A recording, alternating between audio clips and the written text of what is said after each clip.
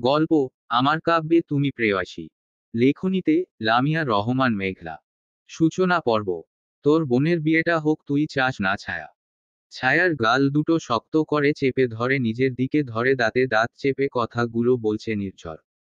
ছায়ার চোখ গড়িয়ে অঝোর ধারায় পানি বয়ে যাচ্ছে। গালে যে যন্ত্রণা হচ্ছে তা নয়, এই মুহূর্তে সে যে পরিস্থিতিতে আছে সেটার জন্য নিজের উপর নিজের রাগ হচ্ছে ছায়ার। চাই। তাহলে কেন রাজি হচ্ছিস না আমার কথায়? মেজোরা আমি।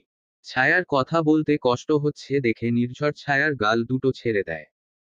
নির্ঝর যখন গাল ছেড়ে দেয় ছায়া হাঁফ ছেড়ে নেয়। ফর্সা গাল দুটোতে নির্ঝরের শক্ত আঙুলের দাগ বসে গেছে। আমি কিভাবে রাজি হব মেজর? এটা সম্ভব। অবশ্যই সম্ভব, দ্রুতই আমার সাথে চল। আমি পারবো না মেজর, আব্বা আম্মা মরে যাবে এই কথা শুনলে। নির্ঝর এবার প্রচণ্ড রেগে গিয়ে ছায়ার চুলগুলো পেছনে থেকে টেনে ধরে। আহ, কেন রে, এখন কেন বলছিস কষ্ট হচ্ছে? কিসের জন্য কষ্ট হচ্ছে? তুই তো এটাই চেয়েছিলি তাহলে।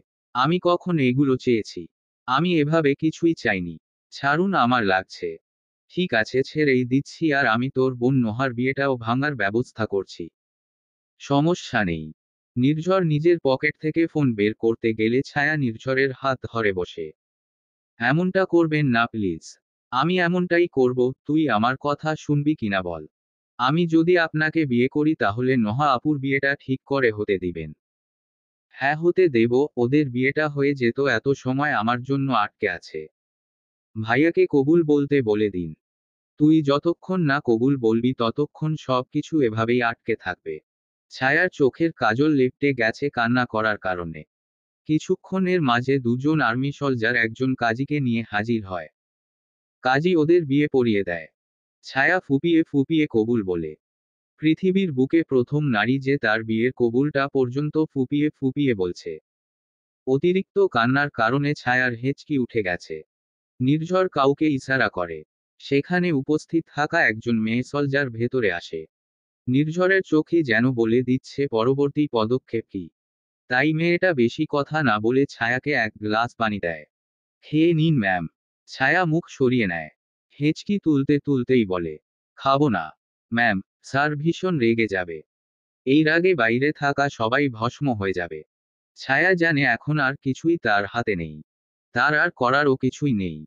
শুধু শুধু নির্ঝরের রাগ বাড়াতে চায় না ছায়া। তাই মেয়েটার হাত থেকে পানি খেয়ে নেয়।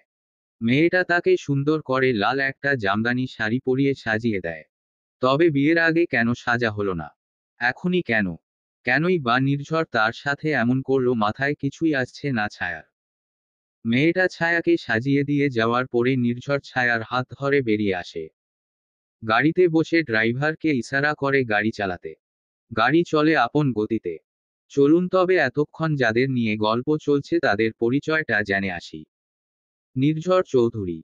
মা বাবার বড় সন্তান, মেজর সিনহা চৌধুরী এর বড় সন্তান নির্ঝর চৌধুরী। বাবা মেজর ছিলেন। তবে কোন এক অপারেশনে গিয়ে তার মৃত্যু হয়। নির্ঝর তার বাবাকে সর্বদা নিজের সুপারম্যান মনে করত। বাবার মৃত্যুর পর থেকেই নির্ঝর নিজেকে বাবার ওই জায়গায় দেখতে চেয়েছিল এবং বাবার খুনিদের শাস্তি দিতে চেয়েছিল। যার কারণে নিজেও মেজর নির্ঝর চৌধুরীতে পরিণত হয়েছে সময়ের সাথে। নির্ঝর একজন 5 ফুট 11 ইঞ্চি লম্বা, একজন হলুদ ফর্সা গড়নের সুদর্শন পুরুষ। মেজর হওয়ার সুবাদে তার ফিটনেস দেখলে যে কোন মেয়েই পটে যায়। তবে ছেলেটা বড্ড জেদি। জীবনে যা একবার বলেছে তাই করেছে। নির্ঝরের আছে একটা ছোট ভাই অনয় চৌধুরী, আর আছে তাদের সব থেকে বড় বোন তিন্নি। তিন্নির একটা সমস্যা আছে, সে মা হতে পারবে না। তাই তার স্বামী আদনান তিন্নির সাথে নির্ঝদের বাড়িতে থাকে। আদনানের পরিবার বলতে কেউ নেই। পেশায় সে একজন ডাক্তার। ডাক্তার হয়েও বউয়ের কোন ট্রিটমেন্টে ঠিক করতে পারেনি। তাই বাধ্য হয়ে সেরোগেসিতে একটা কন্যা সন্তান নেয় তারা। মা আর ভাই বোন এবং বোন জামাইকে নিয়ে তার সংসার। তবে কাজের সুবাদে নির্ঝর পরিবার থেকে দূরে থাকে। আজ অয়নের বিয়ে ছিল নোহার সাথে, পারিবারিকভাবেই বিয়েটা ঠিক হয়েছে। নির্ঝর একটু একঘেয়ে মানুষ। সে এখন বিয়েটা করতে চায় না বলে তাদের মা অয়নকে আগে বিয়ে দেওয়ার সিদ্ধান্ত নেয়। কথা মতো তারা মেয়ে দেখে শুনে নোহার সাথে বিয়ে ঠিক করে। নোহা আর ছায়া দুই বোন। নোহা বড়, ছায়া ছোট। বাবা তৌফিক হাসান আর মা রাবেয়া বেগমের দুটো মেয়ে তারা। নোহা অনার্স তৃতীয় বর্ষের ছাত্রী আর ছায়া হলো অনার্স প্রথম বর্ষের ছাত্রী। নির্ঝরের মায়ের দু বোনকেই অনেক পছন্দ।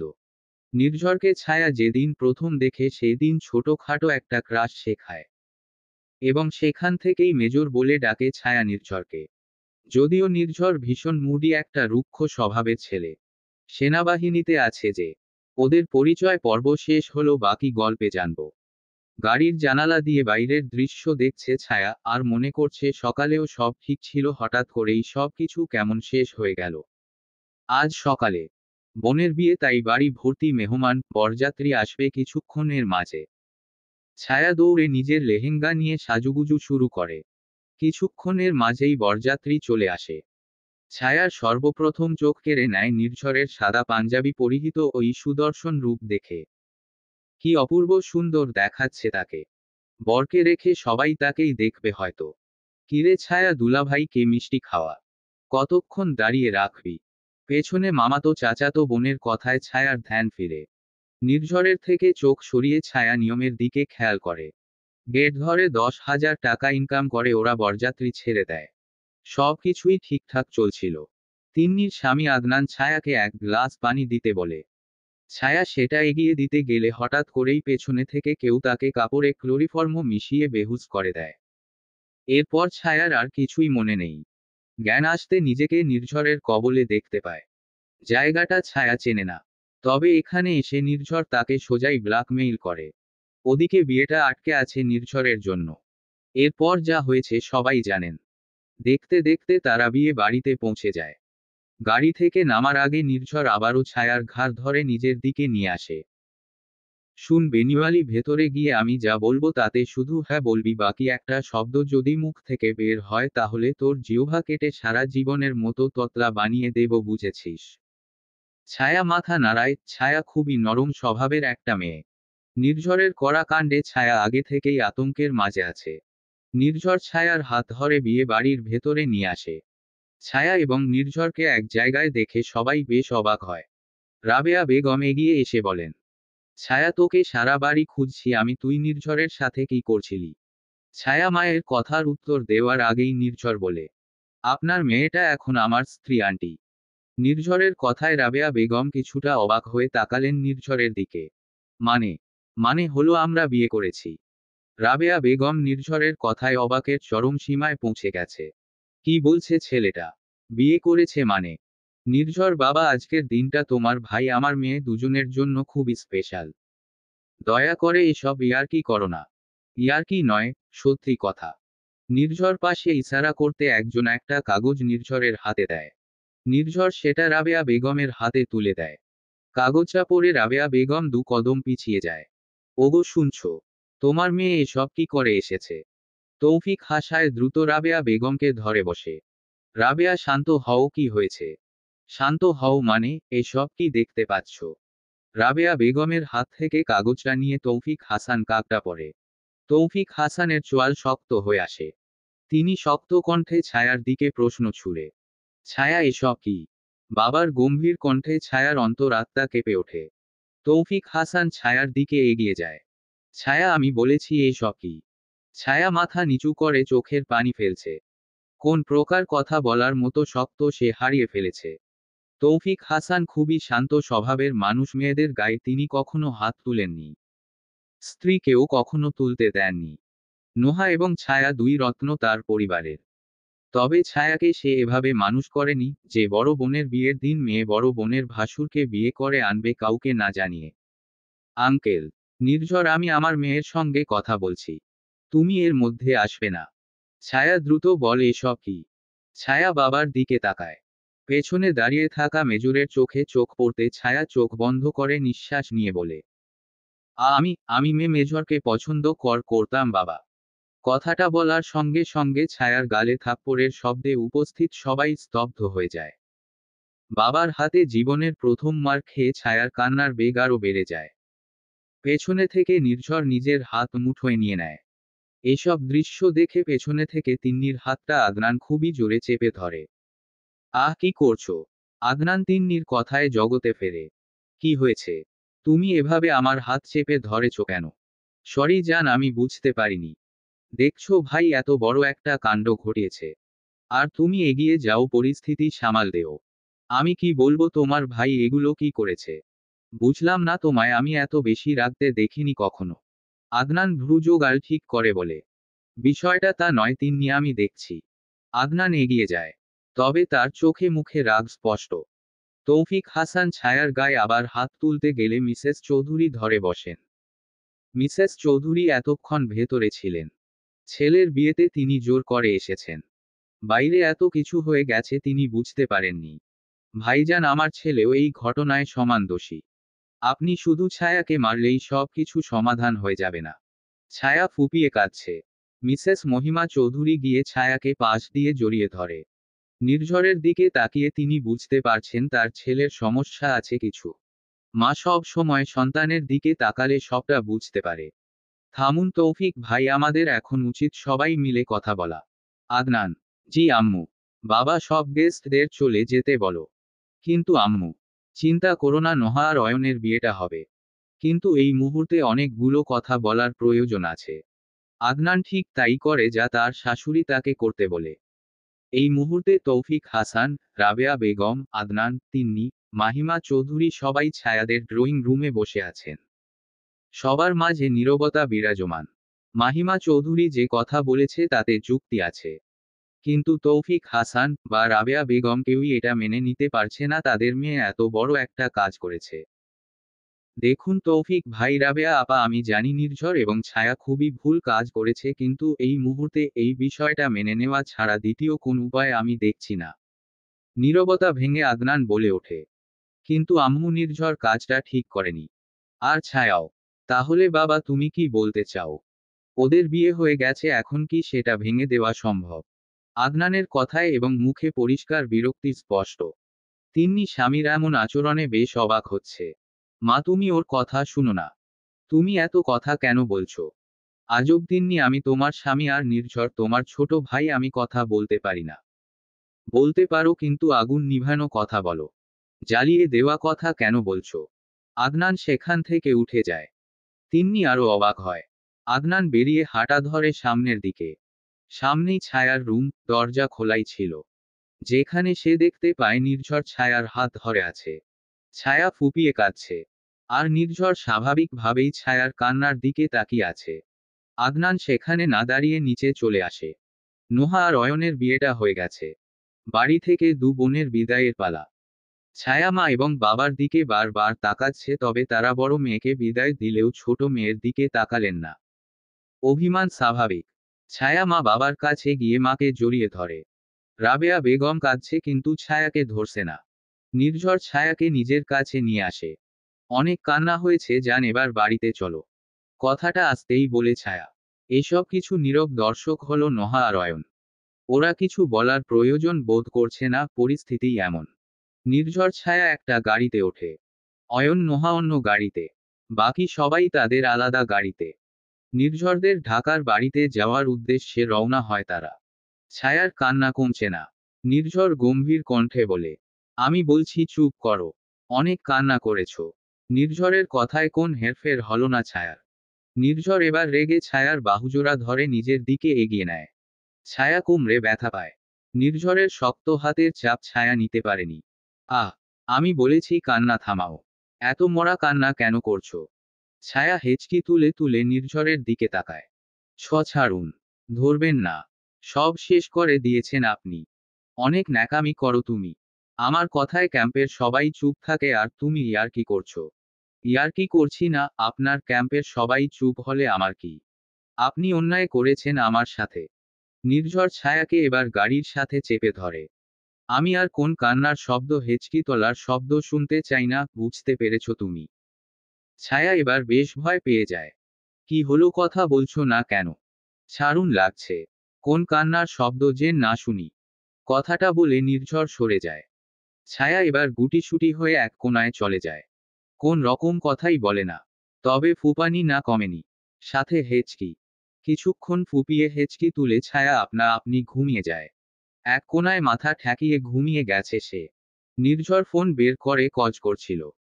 পাশে থাকা রমণীকে ঘুমিয়ে যেতে দেখে ফোনটা বন্ধ করে পকেটে রেখে ছায়াকে নিজের কাঁধের উপরে নিয়ে আসে নির্ঝর। মেয়েটা ঘুমের মাঝে খুবই মিষ্টি একটা স্নোরিং এর শব্দ করে, যা শুনতে বেশ ভালোই শোনায়। নির্ঝর একজন বিচক্ষণ মেজর। চারিদিকে তাকালের পরিস্থিতি সম্পর্কে তার ধারণা এমনি হয়ে যায়। তবে হঠাৎ করেই এমন একটা ক্লাস 10 এর বাচ্চার মতো কাজ কিভাবে করল? সব কথা মাহিমা চৌধুরী বসে বসে ভাবছিলেন। তিনি তার ভাবনায় ব্যস্ত এমন সময় তার কোলে থাকা 3 বছরের নাতনি বলে উঠল, না না, আমার দুটো মাম্মি এসেছে বাসায়, আমি অনেক খুশি। নাতনির কথায় মাহিমা চৌধুরী নাতনির কপালে চুমু দিয়ে বলেন, তুমি ঘুমাওনি কেন নানু? ঘুম আসছে না? ঘুমাও নানু, অনেক রাস্তা বাকি। রাহি, তিন্নি আর আদনানের মেয়েটা নানুর কোলে মাথা রেখেই ঘুমিয়ে যায়। অন্যদিকে তিন্নি অনেকটা সময় ধরেই পর্যবেক্ষণ করছে আদনানের মেজাজটা মোটেই ঠিক নেই। বিয়ের এত বছরে তিন্নি কখনো আদনানকে এতটা বিরক্ত দেখেনি। আদনান। তিন্নির কথায় আদনান গাড়ির জানালা থেকে মুখ সরিয়ে তার দিকে তাকায়। হ্যাঁ বলো, কি হয়েছে তোমার? কি হবে? না আসলে খুব কি মেজাজ খারাপ তোমার? না তেমন কিছু না। তিন্নি আর কথা বাড়ায় না। অয়ন আর নোহার গাড়িতে। বিয়ের পর থেকে নোহা কোন কথাই বলেনি, অয়নও বলেনি। তবে অয়ন নোহার হাতটা ধরে বলে, একটা কথা বলবো। নোহা অয়নের দিকে তাকায়। বলুন। তুমি এত চিন্তা করো না, সব ঠিক হয়ে যাবে। আসলে জানেন তো, আমার বোনকে আমি ছোট থেকে চিনি। মা বাবার সম্মান হানি হবে বা মা বাবাকে কেউ দুটো কথা শোনাবে এমন কোন কাজ আমার বোন এই পর্যন্ত করেনি। আজ আমার সেই বোন এত বড় একটা কাজ করে বসলো। আমিও দাদা ভাইকে কখনো এমন কাজ করতে দেখিনি। তুমি চিন্তা করো না, না আমার ভাইয়া অনেক ভালো দায়িত্ববান একজন মানুষ। দেখ, নিঃসন্দেহে নির্ঝর ভাই একজন যোগ্য পাত্র। কিন্তু তাই বলে এভাবে অনয় আর কিছুই বলে না। আরও প্রায় 3 ঘন্টা জার্নি শেষ করে তারা পৌঁছে যায় চৌধুরী বাড়িতে। বাড়িতে পৌঁছাতে রাত 3টা বাজে। তাই সবাইকে হালকা পাতলা বরণের পর্ব শেষ করেই তাদের রুমে দিয়ে আসা হয়। ছায়া এই মুহূর্তে একটা নতুন শাড়ি পরে ফুলে সজ্জিত একটা খাটে বসে আছে। মেজরের রুমটা বড্ড বেশি নিখুঁতভাবে সাজানো, যেন প্রতিটা জিনিস একটা অন্যটার পরিপূরক। দেখেই মনে হচ্ছে কোন দক্ষ হাতে সবকিছু মেনটেন করা হয়। ছায়ার মনটা বিষণ্ণ এক কালো মেঘে ঘিরে আছে। একটুও ভালো লাগা কাজ করছে না তার ভেতর। বিয়ে নিয়ে কত স্বপ্ন মেয়েদের। তারও কি কম ছিল? অনেক স্বপ্ন ছিল, কিছুই হলো না বাস্তবায়ন। ছায়া চোখ বন্ধ করে ভাবে, এই মানুষটার সাথে 1 থেকে 2 বার দেখা হয়েছে, কখনো সেইভাবে কথাই বলেনি তার সাথে। আর এখন একটু সময়ের ব্যবধানে সে ছায়ার স্বামী। কি অদ্ভুত মানুষের জীবন। কিছুক্ষণের মাঝেই নির্ঝর দরজা খুলে ভেতরে আসে। নির্ঝরের পায়ের শব্দে পেয়ে ছায়ার ভেতরের ধুকপুক শব্দ কেমন বৃদ্ধি পাচ্ছে। নির্ঝর ক্রমশ ছায়ার দিকে এগিয়ে আসছে আর ছায়ার ভেতরের ভয় জোরতা ছায়াকে আরো চেপে ধরছে। কিছুক্ষণ পর ছায়া নিজের সামনে কারোর উপস্থিতি টের পায়। হঠাৎ করেই নির্ঝর ছায়ার ঘোমটা টেনে সরিয়ে ফেলে। নির্ঝরের এমন কাজে বেশ ভয় পেয়ে যায় ছায়া। চোখ তুলে নির্ঝরের দিকে তাকানোর সাহসটাও হারিয়ে ফেলেছে ছায়া। নির্ঝর নিজের হাত দিয়ে ছায়ার থুতনি ধরে উঁচু করায়। ছায়ার চোখে চোখ পড়তে নির্ঝর কোথায় যেন হারিয়ে যায় বারবার। ওই চোখগুলো গভীর সমুদ্রের মতো কত কথা বলে নির্ঝরকে। জীবনে কত কথা বুঝেছে দেখেছে। তবে মেজর নির্ঝর কেন জানি না এই চোখের ভাষা পড়তে পারে না, কষ্ট হয়। মনে হয় পড়ালেখা বোধহয় সব ভুলেই গেছে সে। নীরবতা ভেঙে নির্ঝর বলে, যাও ফ্রেশ হয়ে এসো। এসব মেকআপ তুলে ফেলো। আমি মেকআপ করিনি। নির্ঝর এবার নিজের বৃদ্ধ আঙুল ছায়ার ঠোঁটে ছুঁয়ে বলে, এখানে তাহলে লাল রঙের এটা কি লেগে আছে? আমি মুখে কিছুই দেইনি। তিন্নি আপু আমায় লিপস্টিক লাগিয়ে দিয়েছে। এখন তুলে ফেলো। ছায়া কিছুই বলে না, টিস্যু দিয়ে লিপস্টিক তুলে ফেলে। নির্ঝর ফ্রেশ হয়ে আসে। এসেই খাটের এক পাশে শুয়ে পড়ে। ছায়ার খুবই ইতস্তত হচ্ছে। সে কি করবে, শুয়ে পড়বে নাকি? কিন্তু লোকটা কেমন অদ্ভুত। ছায়ার ভীষণ কান্না পাচ্ছে। কি করবে সে? কি রকম একটা বাজে সিচুয়েশন। ছায়াকে ওভাবে বসে থাকতে দেখে নির্ঝর গম্ভীর কণ্ঠে বলে ওঠে, যেভাবেই হোক না কেন তুমি আমার স্ত্রী। মানে আর না মানো, আমার সাথে তোনাকে এক বিছনায় শুতে হবে। তাই চুপচাপ শুয়ে পড়ো। ছায়া এবার এক কোণায় নিজেকে গুটিয়ে শুয়ে পড়ে। বিছনাটা রাজকীয়, 4 জন মতো ভালো করেই শোয়া যায়, সেখানে ছায়া এমন ভাবে শুয়ে আছে যেন 10 জন শুয়েছে কোন মতে। নির্ঝরের এবার প্রচণ্ড রাগ হচ্ছে। কি অদ্ভুত এই মেয়ে। নির্ঝর এবার এক হাতে ছায়াকে হেঁচকা টান দেয়। নির্ঝরের টান খেয়ে ছায়া সোজা তার বুকের সাথে মিশে যায়। ছায়া কিছু বলার আগেই নির্ঝর টেবিল ল্যাম্প অফ করে দেয় আর পুরো ঘর অন্ধকার হয়ে যায়। ছায়া ছোট থেকেই একটা ফোবিয়া আছে। এটা একটা নেক্টোফোবিয়া। যে কারণে অন্ধকারে তার ভীষণ ভয় করে। ছায়া নির্ঝরের ভয় বলতে পারছে না লাইট অন করুন, আর অন্ধকারের ভয়ে নির্ঝরের থেকে সরতে পারছে না। নির্ঝর ছায়ার চুলের ঘ্রাণ পেয়ে মাতাল হয়ে গেছে। অনেক দিনের পুরনো ঘুম এসে তার চোখে ভিড় করেছে। ছায়া নির্ঝরের পরনের গ্যাঞ্জিটা খামচে ধরে। নির্ঝর বুঝতে পারে ছায়া তাকে ধরে রেখেছে, তবে কিছু বলে না। মেয়েটা এতক্ষণ ভয় পাচ্ছিল নাকি অভিনয় করছিল? অভিনয় করছিল, না হলে লাইট অফ করার সাথে সাথে এভাবে জড়িয়ে ধরে কেউ? কথাগুলো নিজের মনে মনে ভাবতে ভাবতে ঘুমিয়ে যায় নির্ঝর। তবে ছায়ার প্রচণ্ড ভয় করছে। কিছুতেই ঘুম আসছে না। কিছুক্ষণ পরেই সে বুঝতে পারে নির্ঝর ঘুমিয়ে গেছে। কিন্তু ছায়া, ভয়ে তার হাত পা ঠান্ডা হয়ে আসছে। পায়ের কাছে একটা কাঁথা রাখা, সেটা টেনে নেয় ছায়া। হাত পা অবশের মতো করে নিয়ে আসছে। ভয়ে রীতিমতো অবস্থা বেহাল। বারবার মনে হচ্ছে পাশে কেউ শুয়ে আছে। ছায়া ৭-৫ না ভেবে নির্ঝরকে নিজের দুহাতে জড়িয়ে ধরে। কিছুক্ষণ পর ছায়া নিজেও ধীরে ধীরে ঘুমিয়ে যায়। এ রাত এভাবেই কেটে যায়। তিন্নি সকাল সকাল ঘুম থেকে উঠে দেখে তার মেয়েটা কাঁদছে। রাহি, মা, কি হয়েছে? মাম্মা, রাহি পড়ে ব্যথা পেয়েছে। তিন্নি দ্রুত মেয়ের কাছে গিয়ে মেয়েকে কোলে তুলে বিছনায় বসিয়ে দেখে আদনান বেকুনিতে দাঁড়িয়ে আছে। কি আশ্চর্য! মেয়েটা এত সময় কান্না করছে আর আদনান তার দিকে কোন খেয়ালই করছে না। এমনটা আগে কখনো হয়নি। আদনান!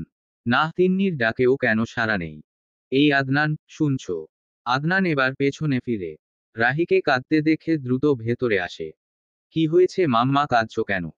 তিন্নি অবাক দৃষ্টিতে তাকিয়ে আছে স্বামীর দিকে। পড়ে গিয়ে ব্যথা পেয়ে অনেকক্ষণ যাবৎ কাঁদছে। কাল রাতে প্রচুর কষ্ট হয়ে গেছিল আর রাত করে ঘুমান্তে আমার ঘুমটা গাঢ় হয়েছে বলে বুঝতে পারিনি। কিন্তু তুমি তো সজাগ ছিলে, দাঁড়িয়ে ছিলে, মেয়েটার কান্না কেন শুনতে পাওনি? একজন মেজর হবার সুবাদে খুবই সকাল সকাল ঘুম থেকে ওঠার অভ্যাস নির্ঝরের, তবে কাল রাত ৪টার দিকে শুয়ে ভোরে আর ঘুম থেকে ওঠা হয়ে ওঠেনি। তবে সকাল ৯টা নাগাদ ঘুম ভেঙে যায় নির্ঝরের। ঘুম ভাঙতে বুকের উপর কারোর ভার অনুভব করে। নির্ঝর মাথা উঠিয়ে লম্বা চুলের সেই মেয়েটাকে দেখে বেশ ভালোই লাগে। এই মেয়েটার মাথাটা তার বুকের জন্যই। এসব ভাবতে ভাবতে হঠাৎ নির্ঝর বুঝতে পারে ছায়ার শরীর কাঁপছে। নির্ঝর দ্রুত ছায়াকে বালিশে শুইয়ে বুঝতে পারে ছায়ার প্রচণ্ড জ্বর এসেছে। এসি তো চালানো নাই, কাঁথাও গায়ে দেওয়া, তবে জ্বর কেন এলো? সেটাই বুঝতে পারছে না নির্ঝর। এই অবস্থায় তার কি করা উচিত? নির্ঝর দ্রুত ফ্রেশ হয়ে নিচে আসে। নোহা আর তার মা মিলে খাবার রাখছিল টেবিলে। নির্ঝরকে দেখে মিসেস চৌধুরী বলেন, ছায়া কোথায় নির্ঝর? ওকে নিয়ে খেতে আয়। মা, আসলে। মিসেস চৌধুরী ছেলের এমন কণ্ঠ শুনে বুঝতে পারে কিছু হয়েছে। মেজরের স্ত্রী সে, আবার মেজরের মাও। মাহিমা চৌধুরী ভ্রু কুঁচকে বলে, কি হয়েছে? ছায়ার হঠাৎ জ্বর এসেছে। নোহা খাবার দেওয়া বন্ধ করে নির্ঝরের দিকে তাকায়। কি বলছেন ভাইয়া? হ্যাঁ, আসলে আমি তো বুঝতে পারিনি কেন এমন হলো। নোহা দ্রুত পায়ে উপরে উঠে আসে। সাথে নির্ঝর আর মাহিমাও। নোহা বোনের কাছে এসে মাথায় হাত দিয়ে জ্বর চেক করে। ছায়ার গা পুড়ে যাচ্ছে। ভীষণ জ্বর এসেছে। ভাইয়া, কাল রাতে ঘরের লাইট বন্ধ ছিল। হ্যাঁ। ইস ভাইয়া, আসলে ছায়ার নিক্টোফোবিয়া আছে। কালকে ভীষণ ভয় পেয়ে গেছিল, তাই এমন জ্বর এসেছে। নির্ঝর অবাক হয়ে যায় কথাটা শুনে। এই জন্য কাল রাতে মেয়েটা তাকে ধরে বসেছিল। আর নির্ঝর কত কিছুই না ভেবেছে। মা, বলছি যে আদনান ভাইয়াকে একটু ডাকবেন। বাবা, আদনান ভাইকেই দেখাতো ছায়াকে। জানেন তো, উনি ছায়ার পার্সোনাল ডক্টর। হ্যাঁ, আমি ডেকে আনছি। মিসেস চৌধুরী চলে যায়। নোহা ছায়ার মাথায় হাত দিয়ে ওকে দেখছে। আদনান, ছায়ার পার্সোনাল ডক্টর? জি ভাইয়া। আর আদনান ভাইয়ের থেকেই তো অয়নের সাথে আমার বিয়েটা ঠিক হয়। আদনান ভাই প্রথম অয়নের প্রস্তাব দেয় বাবাকে। নির্ঝর গম্ভীরভাবে কিছু চিন্তা করা শুরু করে, এর মাঝে আদনান চলে আসে রুমে। কি হয়েছে? ভাইয়া, দেখুন ওর প্রচুর জ্বর। সরে এসো। নোহা উঠে যায়। আদনান ছায়ার প্রেশার চেক করে। সবকিছু চেক করার পর উঠে দাঁড়ায়। নির্ঝর, ওকে আর অন্ধকারে রাখিস না। যদিও এত দিনের ট্রিটমেন্টে মেয়েটা বেশ সুস্থ হয়ে উঠেছিল, একদিনেই তা অবনতি হয়ে গেল। ঔষধ খাইয়ে দিবি, খাবার খাইয়ে। আদনান কথাগুলো বলে রুম থেকে বেরিয়ে যায়। নির্ঝর অনেকটা সময় ধরে আদনানের কথাগুলো বুঝে। তারপর নোহার দিকে তাকায়। আপু, খাবার নিয়ে এসো। জি ভাইয়া। নোহা নিচে চলে যায়। মিসেস চৌধুরী নির্ঝরের কাছে আসে। আমার ছেলেটা কেমন অদ্ভুত আচরণ করছে জানিস তো নির্ঝর? মায়ের কথার আক্ষরিক অর্থ নির্ঝরের ভালো করেই জানা আছে। চিন্তা করো না, বিশ্বাস রাখো। এর মাঝেই নোহা খাবার নিয়ে চলে আসে। নির্ঝর ছায়ার কাছে এগিয়ে যায়। ছায়াকে উঠিয়ে বসায়। ছায়ার যদিও এখন কোন ধ্যান জ্ঞান নেই, তারপরেও কষ্ট করে স্যুপটা খাইয়ে ঔষধ খাইয়ে দেয় নির্ঝর ছায়াকে। কাবার্ড থেকে কম্বল বের করে ডেকে দেয় ছায়াকে। সকাল গড়িয়ে দুপুর। ছায়ার জ্বর পড়েছে। ছায়া একটু একটু করে চোখ খুলে নিজেকে অচেনা জায়গায় দেখে প্রথম একটু ভয় পেয়ে যায়, কিন্তু পরক্ষণেই মনে পড়ে যায় কাল যে তার বিয়ে হয়েছে। ছায়া হাতে ভর দিয়ে বিছনায় উঠে বসে। রুমটা আপাতত ফাঁকা, কেউই নেই। তার শরীরের শাড়িটা ঘেমে শরীরের সাথেই লেপ্টে আছে। ছায়া বিছনা ছেড়ে উঠে দাঁড়ায়, শরীরটা বেশ ভালো লাগছে এখন। ব্যাগ থেকে শাড়ি নিয়ে ছায়া বাথরুমে চলে যায়। রীতিমতো গোসল করে ফ্রেশ হয়ে নেয়। আসলে ছায়ার মনেই নেই সকালে তার সাথে কি হয়েছে। ছায়ার মনে হচ্ছে এখন হয়তো সকাল, তাকে এখন গোসল করে নিচে যেতে হবে। কিছুক্ষণ পরে ছায়া বেরিয়ে আসে। তখনই রুমে নির্ঝর খাবার হাতে প্রবেশ করে। দুজনের চোখাচোখি হতেই ছায়া চোখ নামিয়ে নেয়। কি ব্যাপার, তুমি গোসল করেছো? হ্যাঁ। কেন? মানে ঘেমে গোসল হয়ে গেছিলাম অর্ধেক, তাই। পাগল মেয়ে, জানো তুমি তোমার কি পরিমাণ জ্বর ছিল? সেন্স ছিল না তোমার? ছায়া নির্ঝরের মুখের দিকে চোখ তুলে তাকায়। সত্যি? নির্ঝর অবাকের চরম সীমায় পৌঁছে গেছে। তোমার মনে নেই কিছু? না, মনে নেই। এখন সকাল না? জি না ম্যাডাম, এখন অলমোস্ট বিকাল। কি? এত বেলা হয়ে গেল। বসো, খেয়ে নেও। নির্ঝর ছায়ার সামনে খাবার রাখে। ছায়া খাবার খায়। এরপর ছায়াকে ঔষধ দিয়ে নির্ঝর বেকনিতে চলে আসে। একটা ইম্পর্ট্যান্ট কল এসেছে। নির্ঝর ফোনটা পিক করে কথা বলতে থাকে। ছায়া বোর হচ্ছে, তাই ভাবলো জামাগুলো কি সাজিয়ে রাখবে। ছায়া ব্যাগে হাত দিয়ে যখন জামগুলো বের করবে তখনই নির্ঝর এসে বলে, কি করছো? জামাগুলো বের করছিলাম। করবে না? আমরা আজকেই চলে যাব এখান থেকে। কথাটা বলে নির্ঝর বেরিয়ে যায়। ছায়া হা হয়ে তাকিয়ে আছে। চলে যাবে মানে? কোথায় চলে যাবে? কিন্তু ছায়া যে যেতে চায় না। মা বাবাকে ফোন করবে, কিন্তু কি বলবে? ওদের না দেখে ছায়া এক পাও যেতে চায় না এখান থেকে। মনের ভেতর কালো মেঘ হানা দিল, ভীষণ কষ্ট হচ্ছে এখন তার। সবাই মিলে এক জায়গায় বসে আছে। সেখানে ছায়াও এক কোনায় বসে আছে। তিন্নি নোহার কোলে বসে নোহার হাতের চুড়ি দিয়ে খেলছে। ভাই, তুই আজকেই চলে যাবি? কিন্তু কেন? তোর তো অয়নের বিয়েতে ছুটি ছিল 3 দিন। আপু, আমি এজন মেজর, সেখানের পুরো দায়িত্ব আমার। আমি চাইলেও তোদের সময় না পেরেছি আগে দিতে, না এখন পারবো দিতে। তুমি যাচ্ছ ভালো কথা, ছায়াকে রেখে যাও। মহিমা, সম্ভব নয় মা। বিয়ে মানুষ বউকে রেখে দিতে করে না। মিসেস চৌধুরী ছেলের কথায় উঠে দাঁড়ায়। আমিও তা মানলাম, কিন্তু ছায়া যে অসুস্থ, তার কি করবে? মাহিমা, আমিও সেটাই বলছিলাম নির্ঝর। আমি এখানেই আছি। তুমি ছায়াকে রেখে যাও।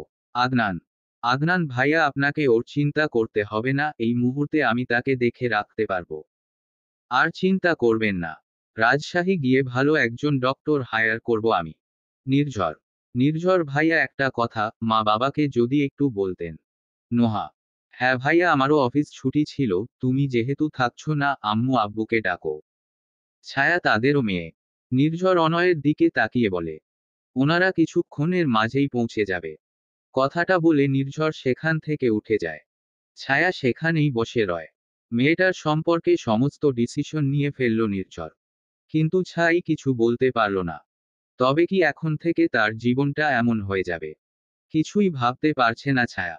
সবাই ড্রয়িং রুমে বসে আছে। ছায়া আর নির্ঝরের ব্যাগ গাড়িতে ওঠানো হয়ে গেছে। ছায়া চোখ দিয়ে পানি পড়ছে। ছায়া মেয়েটা এমন যে কাঁদলে শব্দ হয় না। মা বাবা যদিও সেইভাবে ছায়ার সাথে কোন কথা বলেনি। রাগ তাদের স্বাভাবিক। তবে হঠাৎ করেই একটা অচেনা মানুষের সাথে বিয়ে হয়ে গেল, তাও এভাবে। আর এভাবে হঠাৎ করেই তার সাথে বেরিয়ে যাওয়া লাগছে। সেখানে কেউ নেই এই অচেনা মানুষটা বাদে। এসব ভাবতেই ছায়ার দু চোখ বেয়ে ঝর্ণা গড়িয়ে পড়ছে। এত কষ্ট হচ্ছে। পরিবার বুঝি এত আপন হয়? তৌফিক হাসান, নহা, রাবেয়া বেগম বাদে এই দুনিয়ায় কাউকে এত কাছ থেকে দেখার প্রয়োজন বোধ হয়নি ছায়ার। বরাবরই সে তারা দু বোন পরিবারকে সময় দেয় বেশি। রাবেয়া বেগম একজন মা। সেই মা বুঝতে পারে না এমন কোন কিছুই নেই দুনিয়ায়। রাবেয়া বেগম একটা দীর্ঘশ্বাস ফেলে ছায়ার কাছে এসে বসে। তখন থেকে দেখছি কাঁদছিস। কাঁদছিস কেন? ছায়া মায়ের দিকে ঘুরে তাকায়। ভালো লাগছে না মা। ছায়ার গলা ধরে আসছে কথা বলতে গেলে। কষ্ট হচ্ছে। বুকের ভেতর কষ্ট হলে বুঝি এমন লাগে। ছায়া দূরের ভার্সিটিতে পর্যন্ত অ্যাডমিশন নিল না বাসা ছেড়ে যাবে না বলে। আজ তাকে কোথা থেকে কোথায় চলে যেতে হবে। মা রাত 9টা বেজে গেছে। আমাদের এখন রওনা হতে হবে। ঠিক আছে, সাবধানে যাও। খেয়াল রেখো বাবা। এই মুহূর্তে তোমার সাথে তোমার বউ আছে। আমি কিন্তু কোন রকম ঝামেলা চাই না। ঠিক আছে মা। নির্ঝর শ্বশুর শাশুড়ি থেকে বিদায় নেয়। তিন্নির ছোট মেয়েটা মামাকে ছাড়তে চায় না, কিন্তু মামা আর থাকবে না। রাহি উপায় না পেয়ে ছায়ার হাত ধরে বসে। নতুন মাম্মি যেও না তোমরা। ছায়া রাহিকে কোলে তুলে রাহির গালে চুমু দেয়। আবার আসবো মা। তোমার কাছে থাকবো সব সময়। ছায়ার চোখ জোড়া লাল হয়ে আছে। কান্না করার জন্য। গাড়িতে বসে ওরা বাস স্টপে চলে আসে। এখান থেকে নির্ঝর রাজশাহীর বাস নেবে। ছায়া ভালো করে পর্যবেক্ষণ করে বুঝতে পারল এটা এসি বাস। গাড়ি থেকে নেমে নির্ঝর ছায়ার হাত ধরে বসে উঠবে, তখন নির্ঝর নিজের হাতে টান অনুভব করে। পেছনে ফিরে ছায়ার দিকে তাকায়, ওর চোখ টলমল করছে। কি হয়েছে? এই বন্ধ বাসে যাব না। এখান থেকে রাজশাহী অনেক দূর, আমরা গাড়িতে যেতে পারবো না। কিন্তু আমরা খোলা বাসেও যেতে পারি। না পারি না, আপাতত এটাতেই যেতে হবে। আমার কষ্ট হবে অনেক। নির্ঝরের এবার ভীষণ মায়া লাগে। সে ছায়ালে নিজের কাছে এনে ছায়ার বাহুজোড়া জড়িয়ে ধরে বলে, দেখতে দেখতে সময় শেষ হয়ে যাবে ছায়া। আমাকে বাড়ি দিয়ে আসুন না। নির্ঝর বরাবরই ঠান্ডা স্বভাবের মানুষ। রাগ হলেও নিয়ন্ত্রণ করার ক্ষমতা তার আছে। আর্মি ক্যাম্পে সব কিছুর জন্যই ট্রেনিং হয়। তবে রাগ নিয়ন্ত্রণ করাটা সে শিখেছে বাবা সিনহার থেকে। এই মুহূর্তে ছায়ার অবস্থা যদিও নির্ঝর বুঝতে পারছে। হঠাৎ করেই বিয়ে, তারপর হঠাৎ করেই জায়গা পরিবর্তন। কিন্তু তারপরেও এখন ছায়াকে যেতে হবে তার সাথে। নির্ঝর ছায়াকে টেনে গাড়িতে তুলে। গাড়ির ভেতরে আলাদা কেবিনের মতো সিস্টেম করা। ছায়াকে বসিয়ে দেয় নির্ঝর। বসো, আমি আসছি। ছায়া নির্ঝরের হাত ধরে বলে, না, আমাকে নিয়ে যান। নির্ঝর পকেট থেকে ফোন বের করে ছায়ার হাতে দেয়। রাহি অনেক সময় ফোনে গেম খেলে, সেই জন্য কিছু গেম আছে। 2 মিনিট খেলতে লাগো, আমি আসছি। নির্ঝর বেরিয়ে যায়। ছায়া চোখ মুছে ফোন অন করে। নির্ঝরের কোন ছবি নেই ওয়ালপেপারে। ছায়ার কি মনে চাইল, সেই গেমস বাদ দিয়ে ছবিতে ঢুকলো। সেখানে নানা টুকটাক ছবি তোলা। তবে ছেলেটা যে অনেক সুদর্শন। সানগ্লাস পরলে আরও বেশি সুন্দর দেখায়। কালো শার্টে ফর্সা ছেলেটাকে ভালো মানায়, আবার ব্লেজারেও বেশ মানায়। দাড়ি তার খুব একটা নেই। ছায়া নির্ঝরকে দেখতে ব্যস্ত হয়ে যায়। নির্ঝরকে দেখার সময়টুকুতে তার মনে হচ্ছিল সে সব ভয় ডর ভুলে গেছে।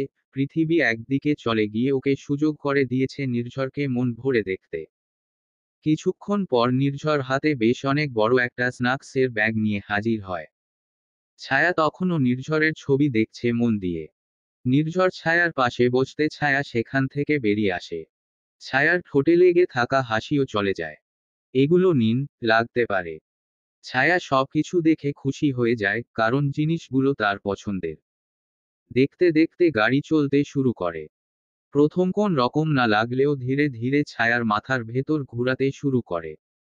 বন্ধ জায়গায় মনে হচ্ছে কেউ আটকে রেখেছে। ছায়ার অস্বস্তি দেখে নির্ঝর ছায়ার হাত ধরে বসে। ছায়া মাথাটা নির্ঝরের কাঁধে রাখে। বলছি, জানালা খোলা যাবে না। না, যাবে না। তুমি চোখ বন্ধ করো। খুব প্রিয় কিছু নিয়ে চিন্তা করো। দেখ, ঘুম চলে আসবে। ছায়া চোখ বন্ধ করে নেয়। নির্ঝরের শরীরের ঘ্রাণ তাকে নির্ঝরের কথা মনে করাতেই বাধ্য করছে।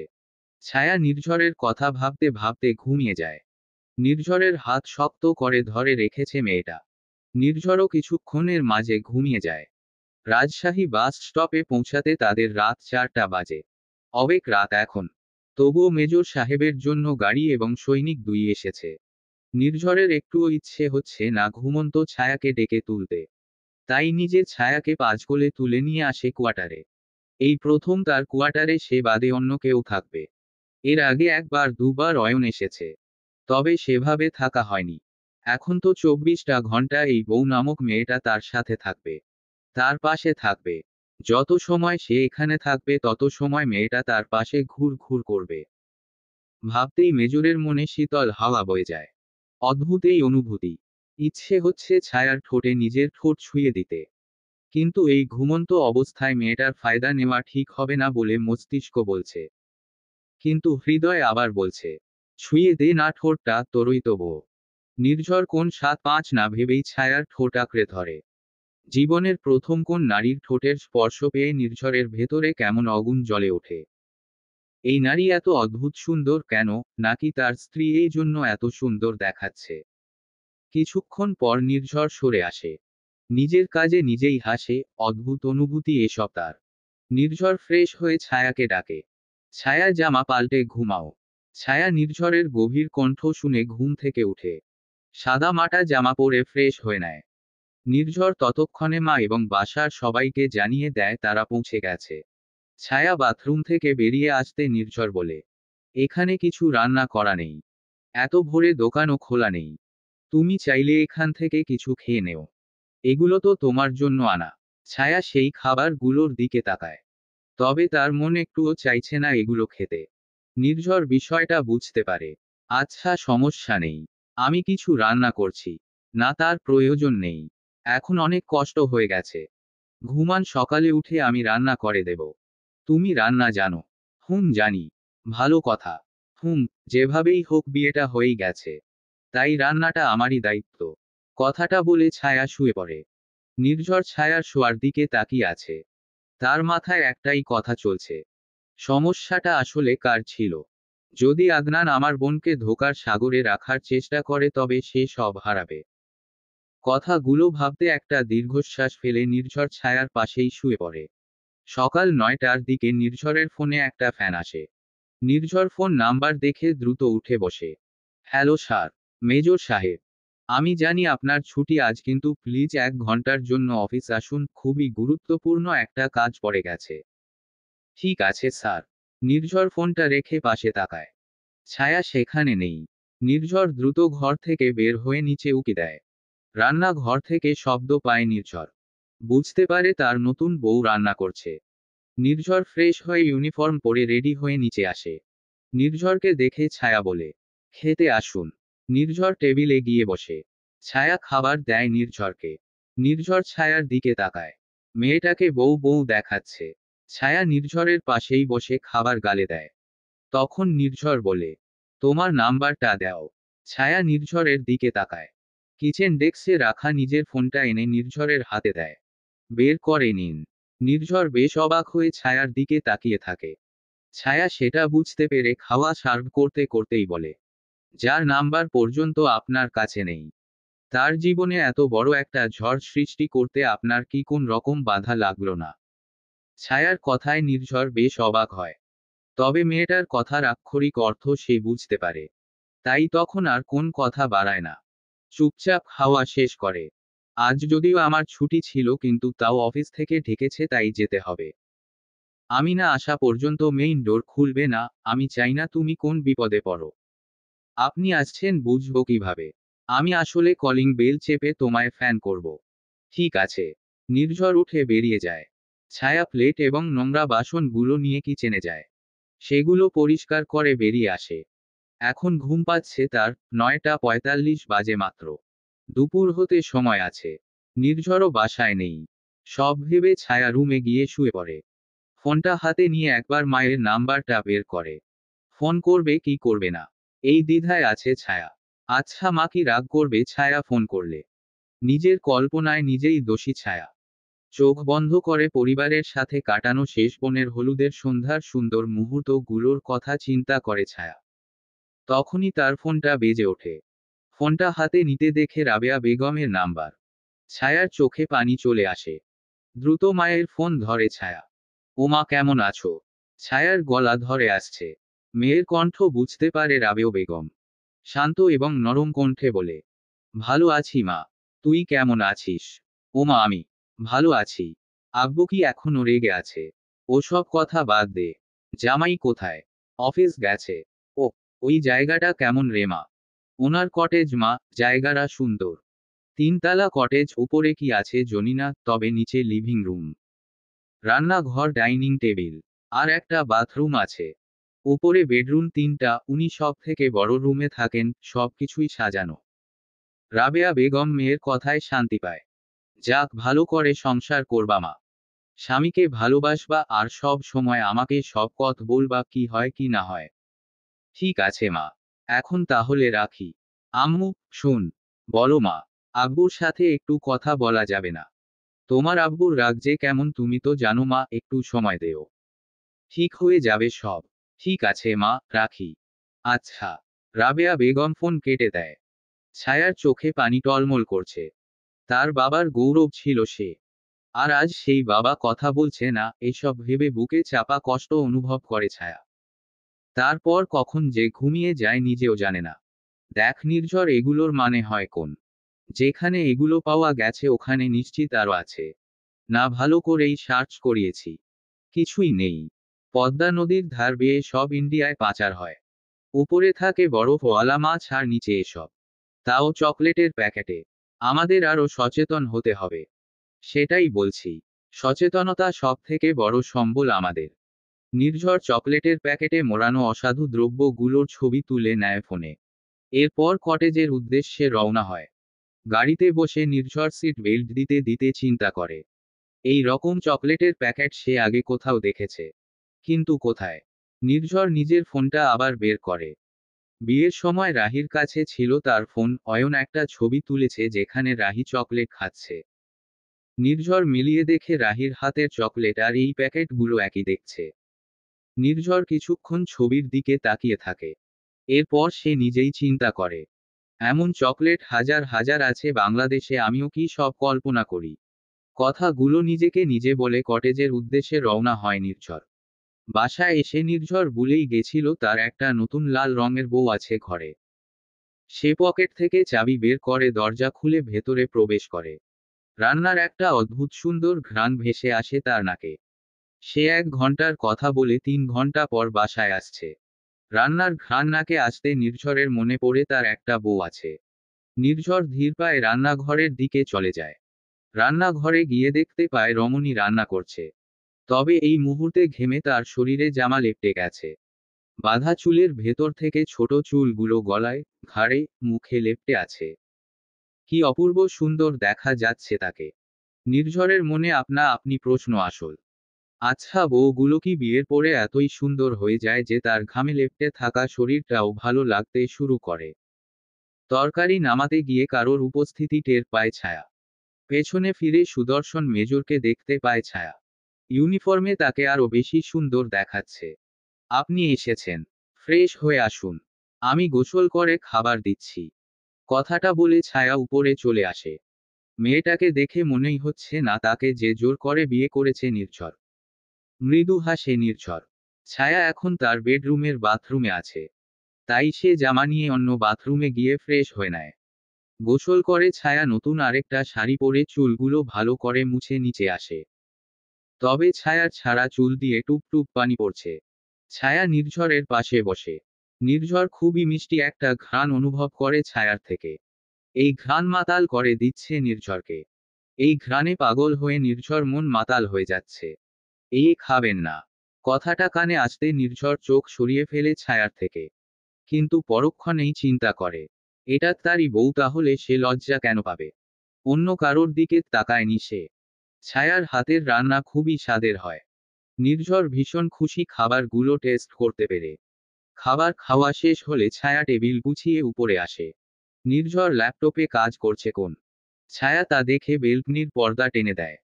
বৃষ্টি বৃষ্টি সকাল থেকে হলেও এখন বেশ রোদ এসেছে বারান্দায়। ছায়া তাই পর্দা টেনে বিছনার অপর কোণায় শুয়ে পড়ে। হাতে ফোনটা নিয়ে ফেসবুকে ঢুকে। নির্ঝর ছায়াকে চুপচাপ দেখে নিজেই জিজ্ঞেস করে, তুমি পড়ালেখা করো তো? জি করি। এখন সেটা কন্টিনিউ করবা না? অবশ্যই। আপনি যেভাবে নিয়ে এলেন বই খাতা আনার সুযোগ পেলাম না। আমি আনিয়ে দেব, তুমি তোমার সাবজেক্টের নাম বলো। ফিলোসফি। আচ্ছা। নির্ঝর আবার কাজে মন দেয়। ছায়াও ফোন টিপতে থাকে।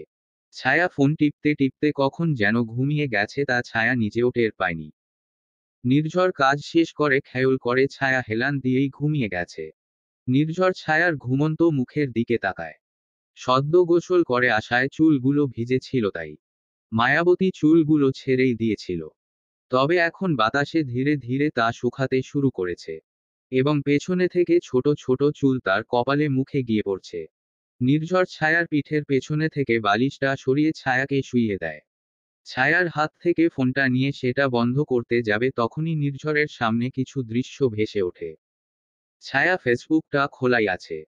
ছায়ার সার্চ লিস্টে নির্ঝরের ফেসবুক অ্যাকাউন্ট। নির্ঝর এবার হেসে ফেলে। তার বউ তাকেই দেখছে, তাও লুকিয়ে লুকিয়ে। কি একটা অবস্থা বলো। নির্ঝর তারপর ছায়ার ফোনটা বন্ধ করে ছায়ার পাশে রাখে। তারপর নিজের কাজে মগ্ন হয়ে যায়। কিছু সময় পর নির্ঝরের কাজ শেষ হয়ে গেলে সে সময়ের দিকে খেয়াল করে। একেবারে সন্ধ্যার আগ মুহূর্ত এটা। নির্ঝর বেলকনির পর্দা সরিয়ে গ্লাস ডোর খুলে সেখানে যায়। মৃদু বাতাসে তার ভালোই লাগছে।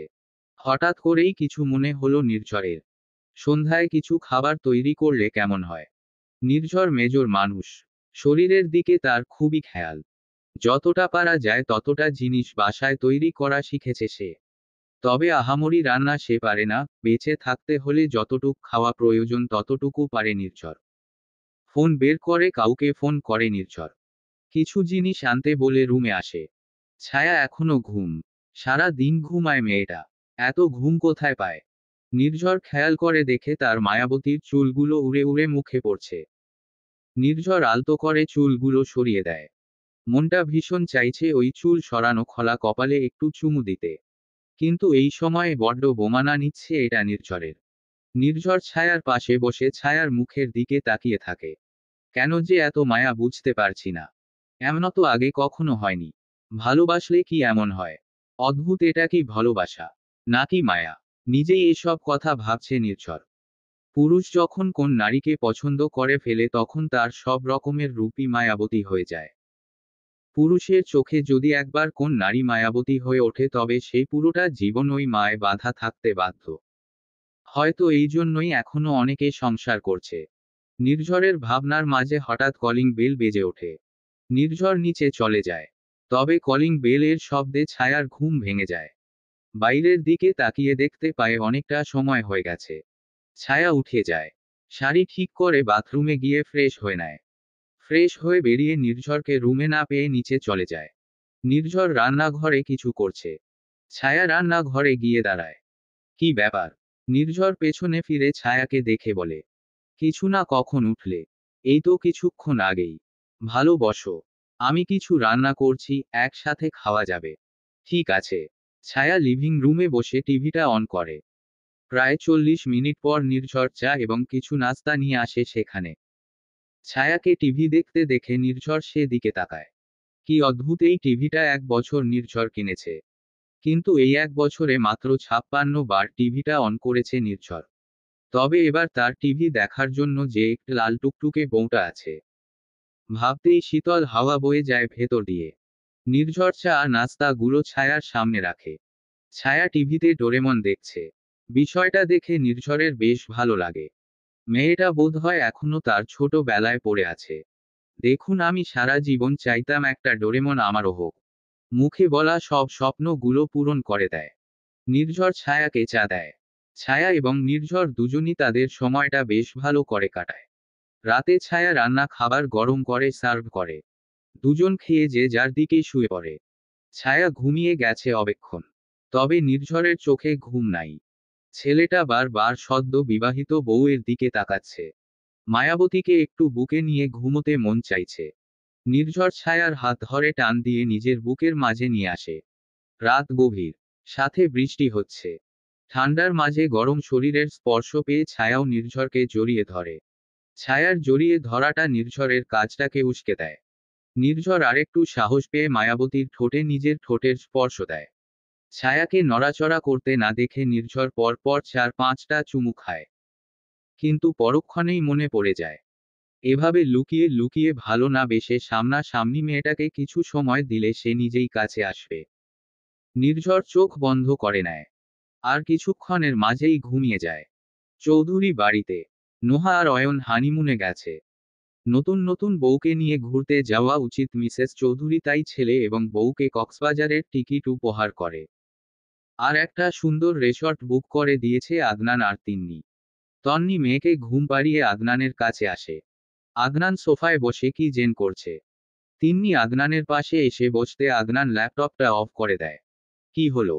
আমার মহারাজ কি দেখছিল যে আমি আসাতে বন্ধ করে দিতে হলো? সব সময় এসব কেন ভাবো তিন্নি? এক সন্তানের মা বাবা আমরা, ভুলে যাও সেটা। আমার কাজ শেষ তাই বন্ধ করে দিলাম। তিন্নি আদনানের ঘাড়ে মাথা রেখে বলে, ভাইদের বিয়ের প্যারায় তোমার সাথে ভালো করে কথা বলতেও পারিনি এই কয়েকদিন আমি। আদনান তিন্নির হাতটা নিজের হাত থেকে সরিয়ে বলে, এখন আর নয় তিন্নি, আমি খুব ক্লান্ত।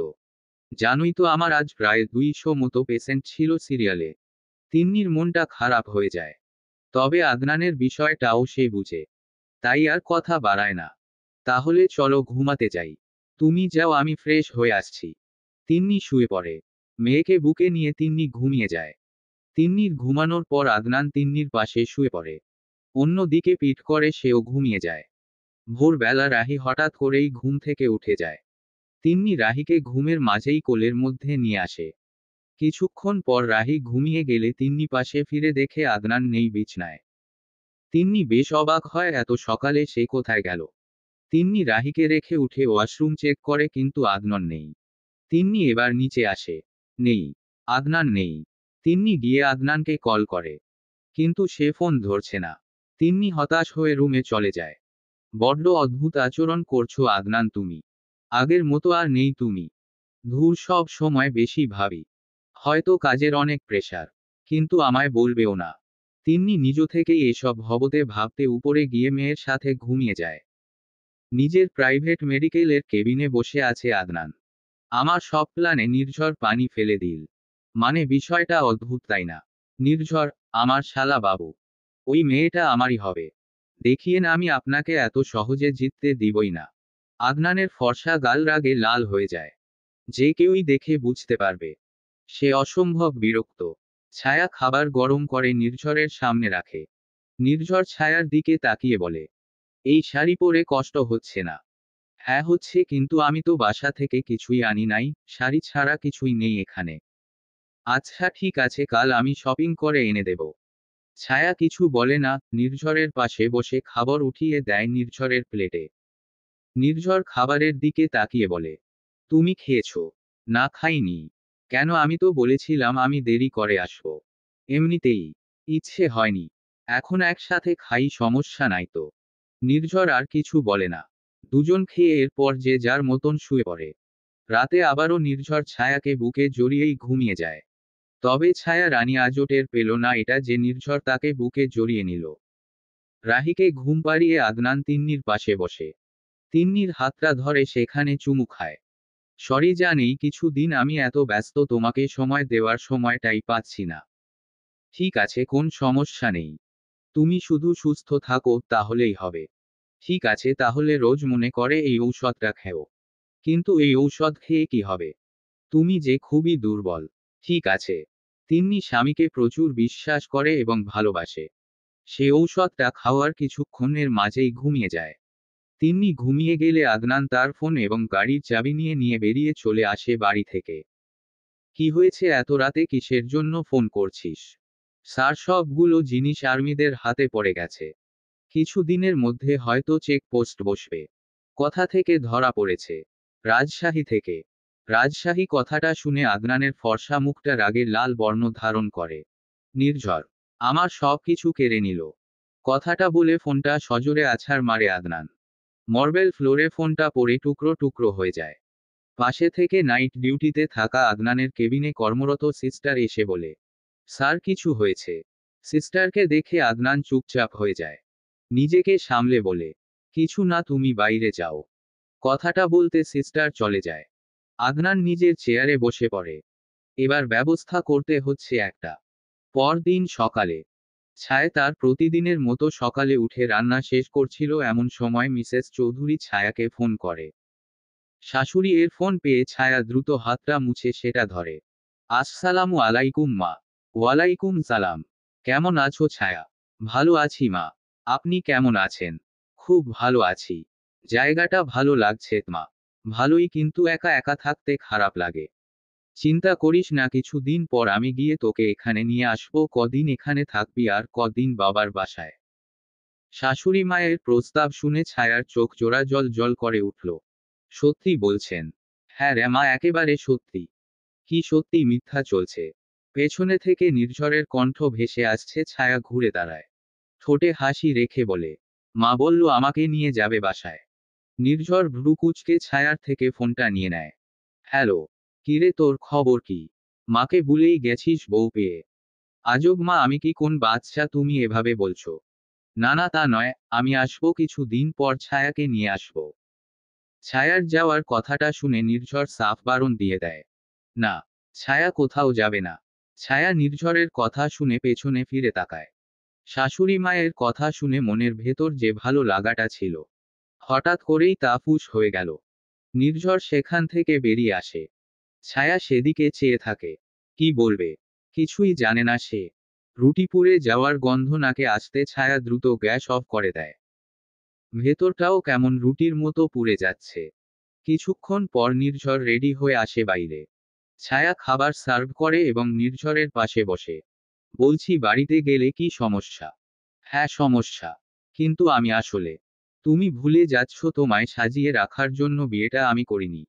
চুপচাপ যে কাজগুলো করছো এগুলো করো। বাড়িতে এখন যাওয়া হবে না। সব সময় সব কথা আমার পছন্দ নয়। বেশি কথা বললে একবারে হাত পা বেঁধে পদ্মা নদীতে ফেলে আসবো। নির্ঝর চিৎকার করে কথা গুলে বলে না খেয়েই উঠে চলে যায়। ছায়ার চোখে পানি টলমল করছে। এমন করলো কেন? সে কি খুব অন্যায় কথা বলেছে? ছায়া ভীষণ কষ্ট পেল। নিজেও খাবারটা খেল না। উপরে গিয়ে শুয়ে কান্না করলো। কাকে বলবে এসব? মাকে না বাবাকে? যাকেই বলবে না কেন রাগত সেই শুনবে। অফিসে বসে নির্ঝর খেয়াল করে তাদের গ্রুপের সিক্রেট একটা লাল ফাইল নেই। নির্ঝর মাথায় হাত দিয়ে বসে পড়ে। বড় কোন চাল চালা হয়েছে?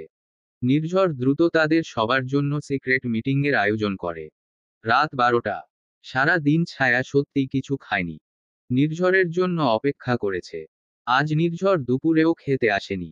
এত রাত হয়ে গেল আসছে না। সব মান সম্মান সাইডে রেখে ছায়া 2বার ফোন করেছে নির্ঝরকে। নির্ঝর ফোন ধরেনি। ছায়া মায়ের সঙ্গে কথা বলেছে। তবে নির্ঝর যে তার সাথে যে এমন করেছে তা বলেনি। রাত যত হচ্ছে বাইরে আবহাওয়া তত খারাপ হচ্ছে। এখন দেখি বৃষ্টি হচ্ছে, সাথে বজ্রপাত। ছায়ার এবার একা একা ভীষণ ভয় হতে লাগলো। ভয়ে চোখ বেয়ে পানি পড়ছে। কারেন্ট গেছে 5 ঘন্টা আগে। আইপিএস এর চার্জও শেষ।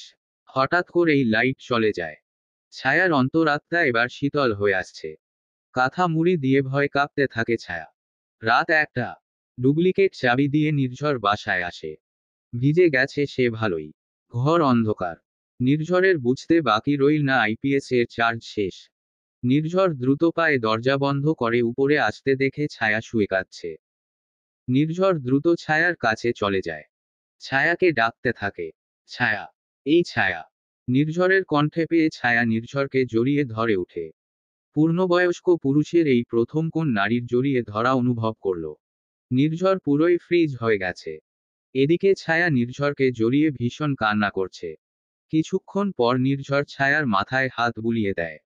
এই তো আমি চলে এসেছি। ছায়া তাও কান্না করছে। নির্ঝর ছায়াকে নিজের কোলে বসিয়ে নেয়।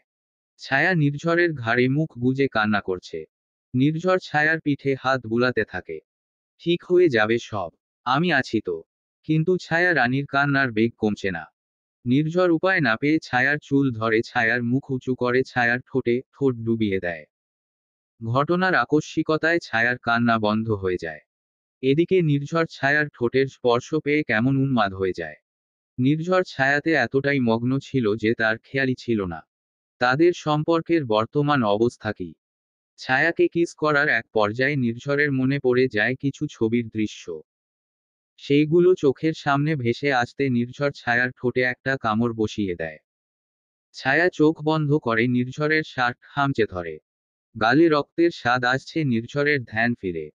সে পেছনে ফিরে ফোনের ফ্ল্যাশ লাইট জ্বালিয়ে দেখে ছায়ার ঠোঁট কেটে গেছে।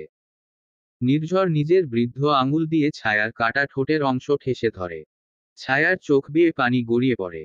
নির্ঝর অন্য হাতে ছায়ার চোখের পানি মুছিয়ে দেয়। আমি কি তোমার স্বামী নই? হ্যাঁ। তাহলে এত দূরত্ব কিসের? আমি তো কখনো বলিনি কোন দূরত্ব আছে।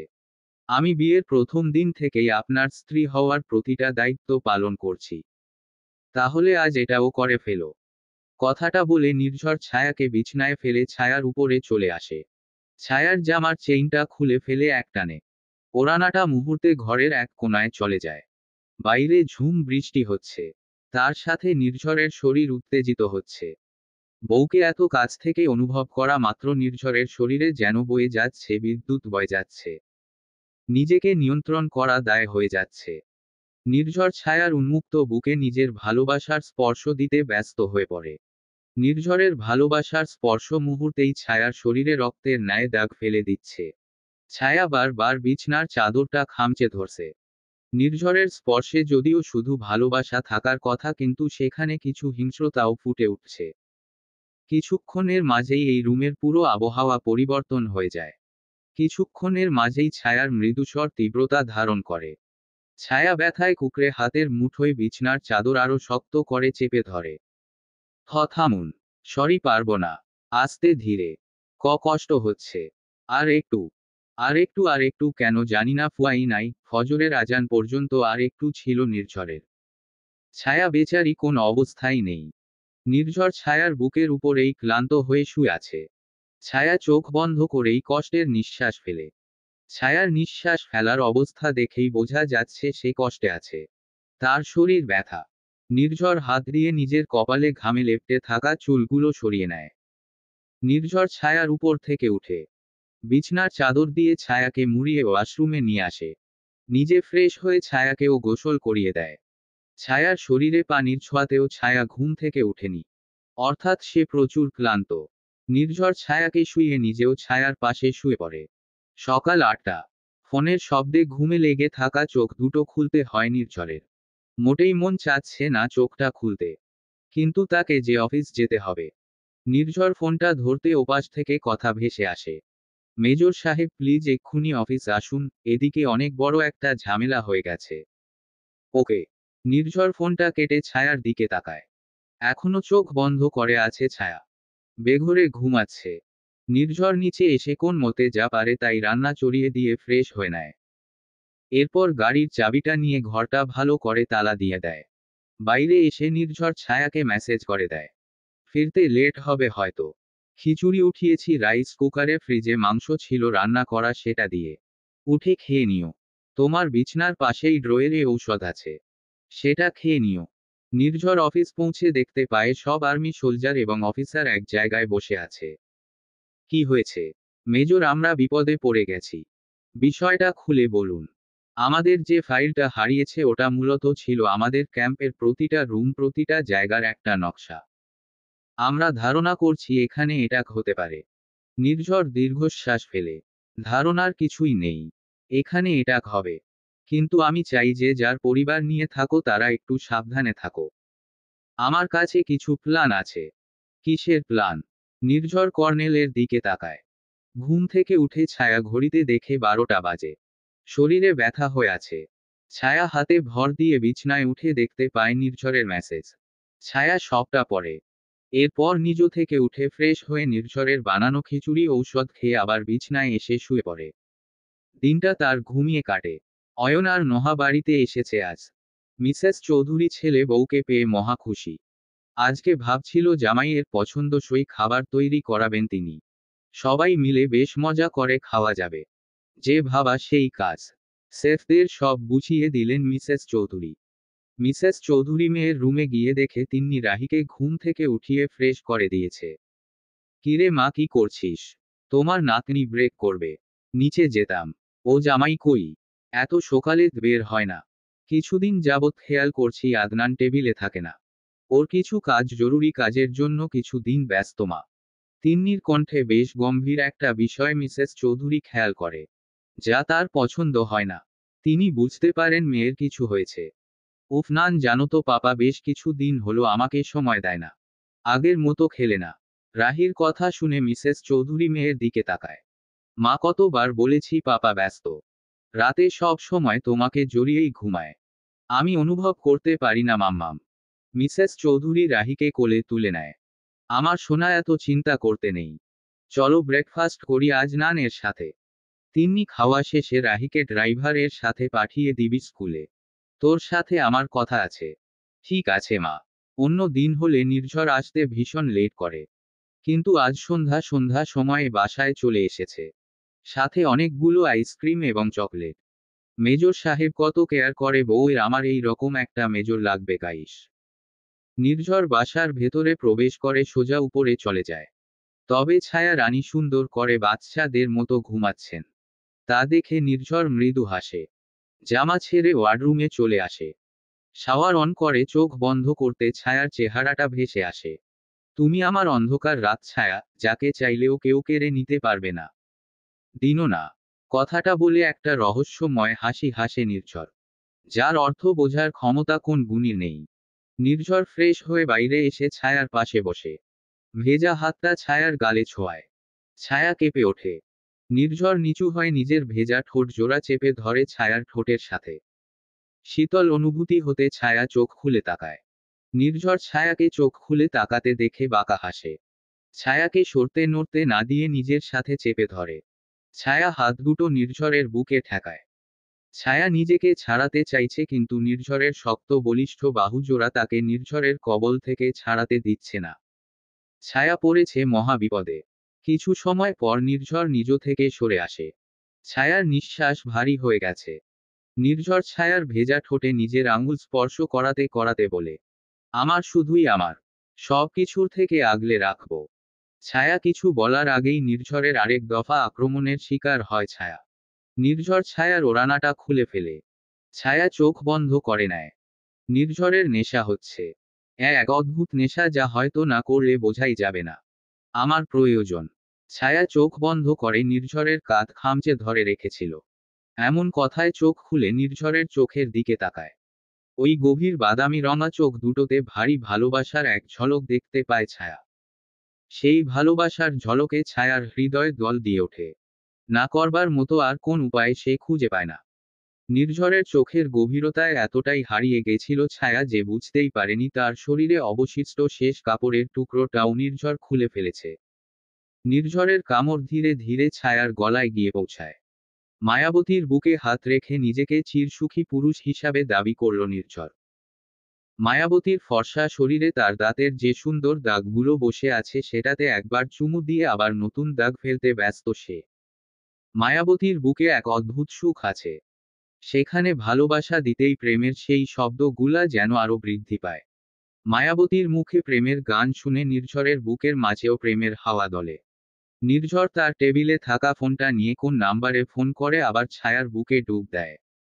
এবার প্রথমবার থেকে আরো ভয়ানকভাবে আক্রমণ করেছে নির্ঝর, যার ফলে ছায়ার ভালোবাসার শব্দগুলো আরো বৃদ্ধি পায়। ছায়া পাগল করে দিবি আমাকে তুই। ছায়া এই মুহূর্তে কিছু বলার অবস্থায় নেই। সে শুধু বিছনার চাদর খামচে ধরে রেখেছে আর শব্দ করছে। কিছুক্ষণের মাঝেই নির্ঝর ছায়াকে নিয়ে ডুব দেয় আরেক রাজ্যে। সেখানে শুধু সুখময় অনুভূতি বিরাজমান। এ ছায়ার আধভাঙা কথা শুনে নির্ঝর ছায়ার বুক থেকে মাথা তুলে ছায়ার মুখের দিকে তাকায়। বলুন ম্যাডাম, আমাকে ছাড়ুন, ওয়াশরুমে যাব। আমি তো যেতে দিতে চাই না, একটু ওয়াশরুমেই যাব। ছেড়ে চলে যাচ্ছি না। ছেড়ে চলে যাওয়ার কথাটা শুনে নির্ঝরের ফর্সা মুখটা লাল হয়ে যায়। ছায়ার দিকে এক ভয়ানক দৃষ্টি নিক্ষেপ করে নির্ঝর। ছায়া বুঝতে পারে না বিষয়টা কি হয়েছে। পা ভেঙে দেব, দরকার হয় বন্দি করে রাখবো, তাও তোকে যেতে দেব না আমি। এখন বুঝবি না এই নির্ঝর কি জিনিস তা তুই এখনো জানিস না। মনে মনে কথাগুলো ভাবছে ছায়া। নির্ঝরের কোন সারা শব্দ না পেয়ে ছায়া আবারও বলে, প্লিজ ছাড়ুন, আমি ওয়াশরুমে যাব। নির্ঝর কোন কথা না বলে ছায়াকে চাদরে মুড়িয়ে সোজা ওয়াশরুমে নিয়ে যায়। ছায়াকে ফ্রেশ করিয়ে দিয়ে নিজেও ফ্রেশ হয়ে যায়। ছায়াকে নিজের একটা কালো শার্ট পরিয়ে দেয়, যেটা ছায়ার হাঁটু পর্যন্ত পড়েছে। ছায়ার কপালে চুমু দিয়ে বলে, বসো, আমি খাবার নিয়ে আসছি। নির্ঝরের পরনে গেঞ্জি আর ট্রাউজার। ছেলেটা যা পরে তাকে যেন তাতেই সুদর্শন দেখায়। নির্ঝর নিচে এসে কিচেনে চলে যায়। খাবার গরম করতে করতে ফোনটা অন করে নির্ঝর। কল লিস্টে গিয়ে বাঁকা হাসে। আমার নামের ছায়া, আমারই থাকবে। রাগে গদগদ করছে আদনান। রুমের এ পাশ থেকে ওপাশ শুধু হাঁটছে, কিছু বলছে না। তিন্নি নিচে ছিল, মেয়েকে টিভি দেখিয়ে খাবার খাইয়ে উপরে এনেছে ঘুমিয়ে দেবে বলে। হঠাৎ করে আদনানকে এমন রাগে ফুঁসতে দেখে বেশ অবাক হয় সে। আদনানের দিকে এগিয়ে গিয়ে বলে, কি হয়েছে? কিছু না। কিছু না বলছো কেন? এভাবে রেগে মেগে আছো কিসের জন্য? কোন সমস্যা? তিন্নি, প্লিজ, আমার ভালো লাগছে না। আদনান, তুমি ভুলে যাচ্ছ আমরা স্বামী স্ত্রী। এভাবে কথা লুকিয়ে তুমিও ভালো থাকবে না, আমিও না। তিন্নির কথা শুনে আদনান পাশে থাকা কাচের ফুলদানিটা তিন্নির দিকে ফিয়ে মারে। ভাগ্য ভালো থাকায় মাত্র কিছু দূরত্ব আগে এসে ফুলদানিটা ভাঙে তিন্নির। ঘটনাচক্রে রাহি জোরে কান্না করে দেয়। মিসেস চৌধুরী, অয়ন আর নোহাও দৌড়ে আসে। রুমের দরজা খোলা থাকায় বিকট শব্দ হয়েছে। মিসেস চৌধুরী চোখের সামনে এমন অবস্থা দেখে আদনানের দিকে তাকায়। তিন্নির সামনে ফুলদানি ভাঙা। রাহি কাঁদছে। আদনানের মুখের ভঙ্গি দেখে বোঝা যাচ্ছে কাজটা সে করেছে। মিসেস চৌধুরী তিন্নির দিকে তাকায়। তিন্নি, রাহিকে নিয়ে আমার রুমে যাও। তিন্নি মায়ের দিকে তাকায়। আমি বললাম যাও।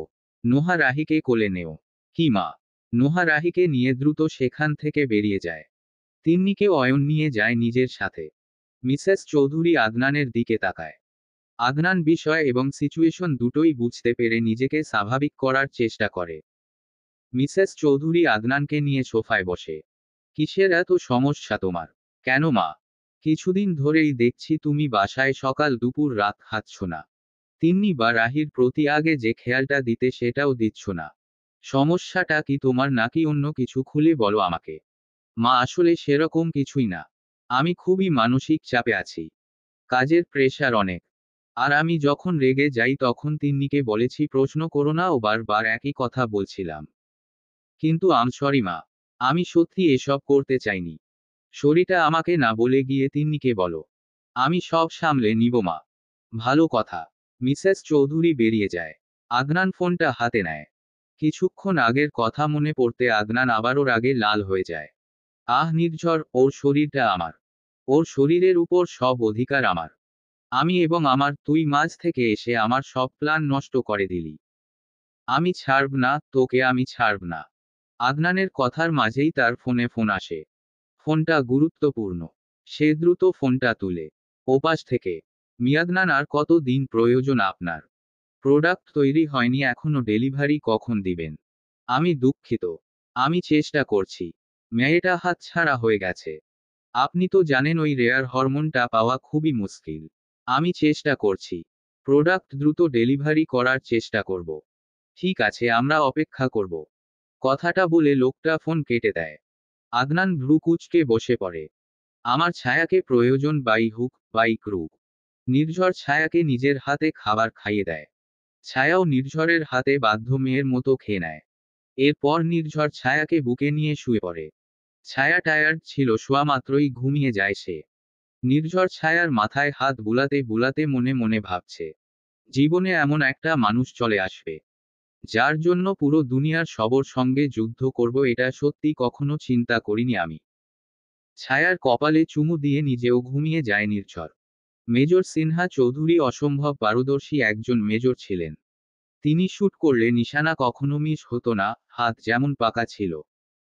কাজের ক্ষেত্রেও সে ছিল খুবই দক্ষ। বিয়ের পর মাহিমা চৌধুরীকে নিয়ে তিনি পাহাড়ি এলাকায় চলে আসেন। সেখানে তাদের ছোট্ট সংসার হয়। প্রথম সন্তান তিন্নি, দ্বিতীয় নির্ঝর এবং তৃতীয় অয়ন।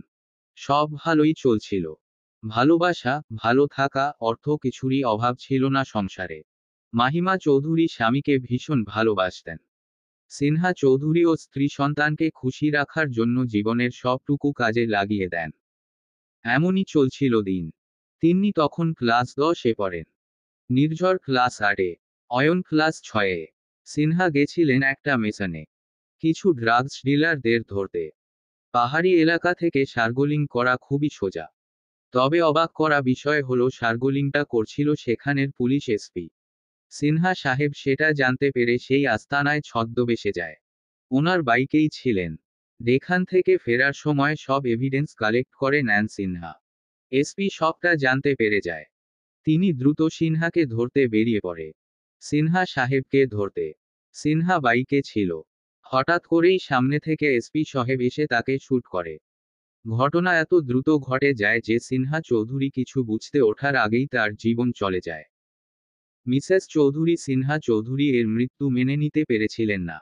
তিনি ট্রমায় চলে গেছিলেন। তখন ছেলে মেয়েগুলোর দেখাশোনা করেন তাদের বড় খালা মাহিমা চৌধুরী, নীলিমা খানের ছোট বোন। বোনকে এভাবে কষ্ট পেতে দেখে তিনি চেয়েছিলেন মাহিমা চৌধুরীকে বিয়ে দিতে, কিন্তু তিনি সেদিন বলেছিলেন, আমার স্বামী সারা জীবন আমাকে যে ভালোবাসা দিয়ে গেছে তাতে আমি চিরজীবন এভাবেই কাটিয়ে দিতে পারবো, আমার আর দ্বিতীয় কোন পুরুষের ভালোবাসার প্রয়োজন হবে না। এভাবে কাটে দিন। এদিকে তিন্নির বিয়ের বয়স হয়। নির্ঝর বাবার মতো আর্মিতে যায়। অয়ন বিসিএস পড়ে। সারা জীবনের কষ্ট লাঘব হয় মাহিমা চৌধুরীর। তবে তিন্নির বিয়ের 4 বছর পর জানতে পারে তিন্নি কখনো মা হতে পারবে না। আদনান ডক্টর হওয়ার জন্য স্যারোগেসিতে বেবি নেয়। সেই দিন আদনান নির্ঝরের কাছে বাবার মতো হিরো হয়ে গেছিল। ভীষণ সম্মান করত এবং ভালোবাসত। আদনানের মা বাবা নেই, এতিম ছেলে আদনান। তাই মিসেস চৌধুরী মেয়ে জামাই এবং মেয়েকে নিজের কাছেই রাখে। এতে অবশ্য নির্ঝরের বেশি জোর ছিল। আদনানকে নির্ঝর বরাবরই সম্মান করে এসেছে। এখনো করে। কিন্তু আদনানের সুন্দর চেহারার পেছনে কালো রঙা মানুষটাকে নির্ঝরের চিনতে একটু সময় লেগেছে। বিষয়টা এখন অনেকটা দূরে চলে এসেছে। হাতের থেকে বেরিয়ে যাচ্ছে। নির্ঝর এসব কথা ভাবছে। তার বাবার আদর আর চেহারা দুটোই তার এখনো মনে আছে।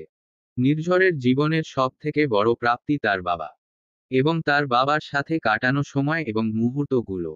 নির্ঝর ছায়ার মাথায় বিলি কেটে দিচ্ছিল এবং সবকিছু ভাবছিল।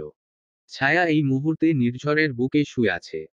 ছায়ার চুলের মৃদু ঘ্রাণ নির্ঝরের ভীষণ ভালো লাগে। নির্ঝর চোখ বন্ধ করে ছায়ার চুলে বিলি কাটছে এবং সেই ঘ্রাণ উপভোগ করছে। সকালের সূর্যের আলো পর্দা ভেদ করে ছায়ার মুখে এসে পড়ে। ছায়া পিটপিট করে চোখ খুলে তাকায়। একটু নড়েচড়ে সামনে তাকিয়ে দেখে নির্ঝর তার দিকেই তাকিয়ে আছে। ছায়া চোখ টিপ টিপ করে নির্ঝরকে ভালো করে দেখে।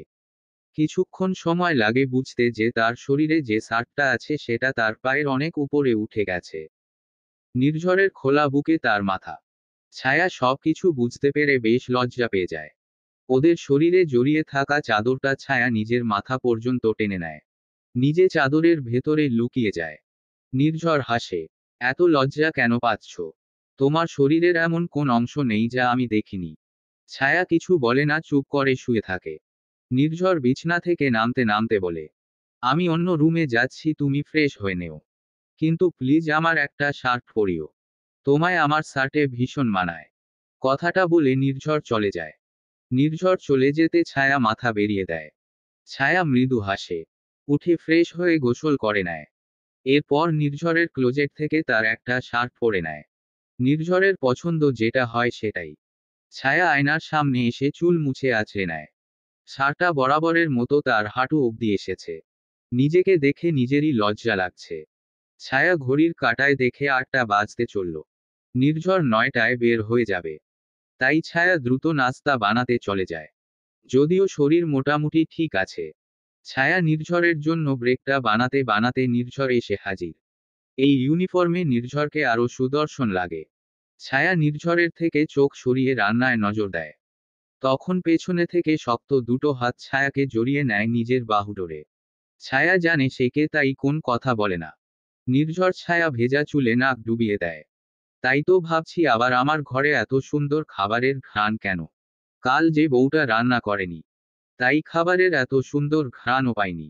মনে হচ্ছে সবকিছু খুবই পছন্দ হয়েছে আপনার। হ্যাঁ। তাহলে একটা কথা বলবেন? হুম।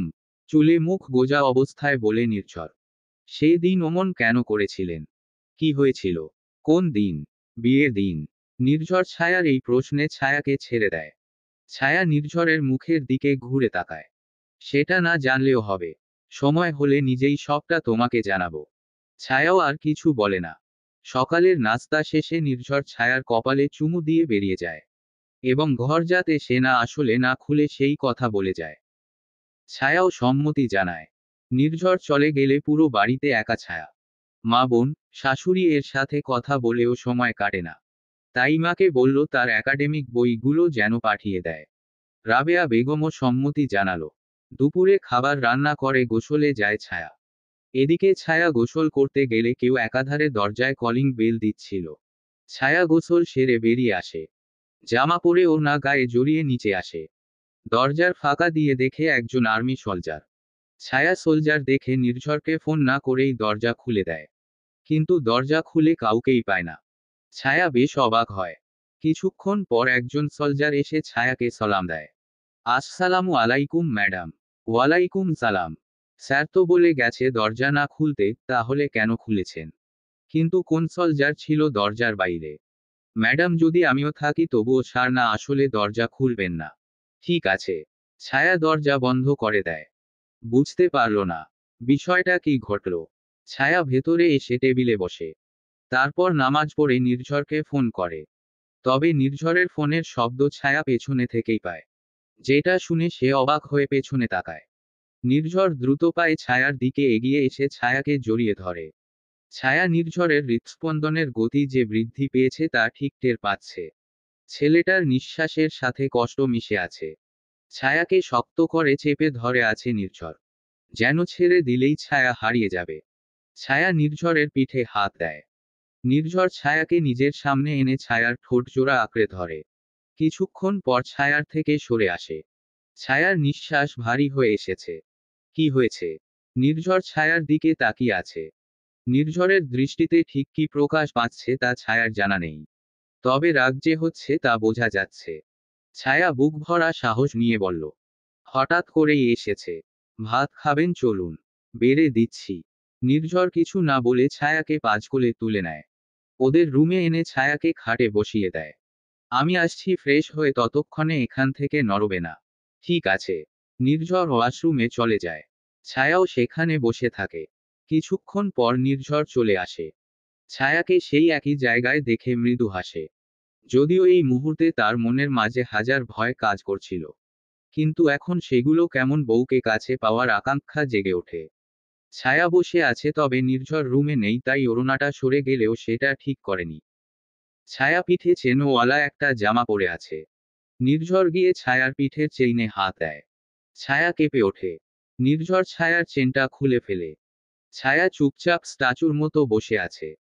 নড়াচড়া করা বন্ধ করে দিয়েছে। নির্ঝর ছায়ার সম্মতি পেয়ে জামাটাই খুলে ফেলে। ছায়া কিছুই বলে না। ছায়া উন্মুক্ত বুকের উপর মাথা রেখে ঘুমিয়ে আছে নির্ঝর। ছায়াও নিরিবিলি ঘুমিয়ে আছে। হঠাৎ করে নির্ঝরের ফোনটা বেজে ওঠে। নির্ঝর মাথা তুলে ফোনটা ধরে। ওপাশ থেকে যে কথাগুলো শুনে নির্ঝর তা শুনে সে বলে, আমি আসছি। ফোনটা কেটে ছায়ার দিকে তাকায় নির্ঝর। নির্ঝর ছায়ার কপালও চুমু দেয়। এরপর ছায়ার বুক থেকে মাথা সরিয়ে ছায়াকে ডাকে। ছায়া ছায়ার গালে নাক ঘষতে ঘষতে ডাকে ছায়া। ছায়া ধীরে চোখ খুলে। হুম। উঠো, ফ্রেশ হয়ে নেও, খাবার দিচ্ছি। ছায়া ধীরে উঠে ফ্রেশ হয়ে নিচে আসে। নির্ঝর ততক্ষণে ফ্রেশ হয়ে নিচে এসে সব খাবার গরম করে টেবিলে রেখেছে। ছায়া গিয়ে নির্ঝরের পাশে বসে। নির্ঝর নিজের হাতে ছায়াকে খাইয়ে দেয়। ছায়া এগুলো বেশ পছন্দ করে। নির্ঝরের কেয়ার, ভালোবাসা, মনে হয় এগুলোই তার জন্য সব। নির্ঝর ছায়াকে খাইয়ে নিজেও খেয়ে নেয়। ছায়া, একটা গুরুত্বপূর্ণ কাজ আছে, আমি দ্রুত চলে আসবো, তুমি সাবধানে থেকো। দয়া করে দরজা খুলো না। ঠিক আছে। নির্ঝর বেরিয়ে আসে। ছায়া দরজা লাগিয়ে উপরে চলে যায়। ঘরে গিয়ে মাকে ফোন করে। মায়ের সাথে কথা বলতে বলতে সময় কেটে যায়। আদনান কেবিনে বসে আছে। তার ডক্টরি চেয়ারটায় মাথা এলিয়ে দিয়ে চোখ বন্ধ করে বসে আছে। এমন সময় একজন দ্রুত তার কেবিনে আসে। স্যার। আদনান চোখ খুলে ছেলেটার দিকে তাকায়। কি হয়েছে? ম্যাডামকে কিডন্যাপ করার জন্য যাকে পাঠিয়েছিলাম সে ধরা পড়ে গেছে। কি? হ্যাঁ। আদনান নিজের সামনে থাকা পেপার ওয়েটখানা লোকটার দিকে ছুঁড়ে মারে। লোকটা ভয় পিছিয়ে যায়। এইটুকু কাজ করতে পারিস না? তোদেরকে টাকা দিয়ে কেন রেখেছি আমি? স্যার। বের হ রুম থেকে, এক্ষুনি বের হ। লোকটা বেরিয়ে যায়। আদনান রাগে রুমের সবকিছু ছুড়াছুড়ি করতে থাকে। তারপর গাড়ির চাবি নিয়ে বেরিয়ে আসে। সোজা চলে যায় তার নিজের বাড়িতে। তার নিজের একটা বাড়ি আছে। সেখানে সেই ফ্ল্যাটে গিয়ে সোজা বেডরুমে চলে আসে। একটা এক্সট্রা রুম আছে তার মাঝে, যেটা মেঝেতে। মেঝের ওই জায়গাটুকু আলপনা করা টাইলস দিয়ে সুন্দর করে সেট করা, যাতে করে কেউ বুঝতে না পারে সেখানে একটা সিক্রেট ডোর আছে। আদনান সোজা সেখানে চলে যায়। একটা গ্রাউন্ড ফ্লোর, যেখানে 3টা রুম। এখানে আদনানের সমস্ত অপকর্মের প্রমাণ আছে। এখানে একটা রুমে বড় 2টো অ্যাকোরিয়াম আছে, যেখানে বড় বড় মাংস খেকো মাছ পালন করে আদনান। বিষয়গুলো পুরো দুনিয়া থেকে লুকানো। মাঝের রুমটায় আসে আদনান। এখানে বড় একটা ড্যাশবোর্ড। ওর সমস্ত অপকর্মের প্ল্যান এখানে।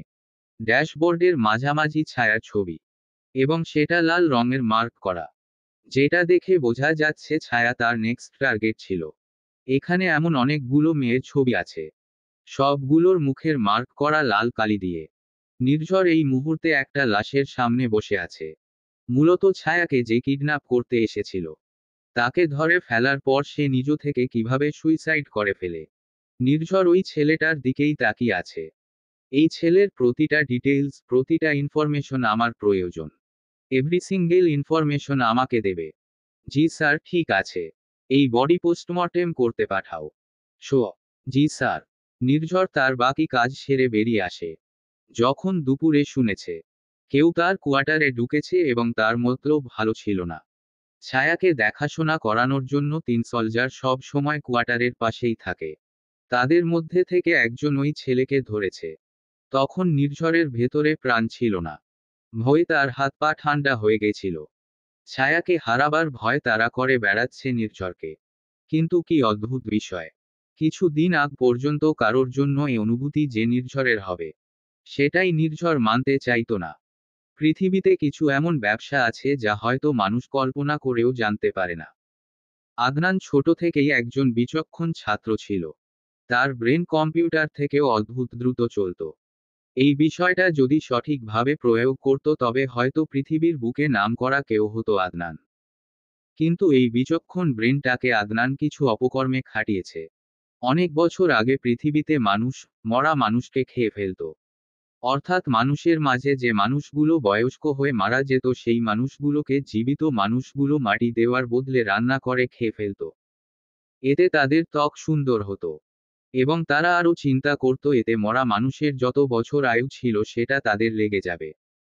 সময়ের বিবর্তনের কারণে এসব প্রথা সরকার থেকে নিষেধ ঘোষণা করা হয়েছে। তবে সময়ের বিবর্তন এবং তথ্য ও যোগাযোগ প্রযুক্তির সাহায্য মানুষ এমন কিছু আবিষ্কার করেছে যা অবিশ্বাস্য।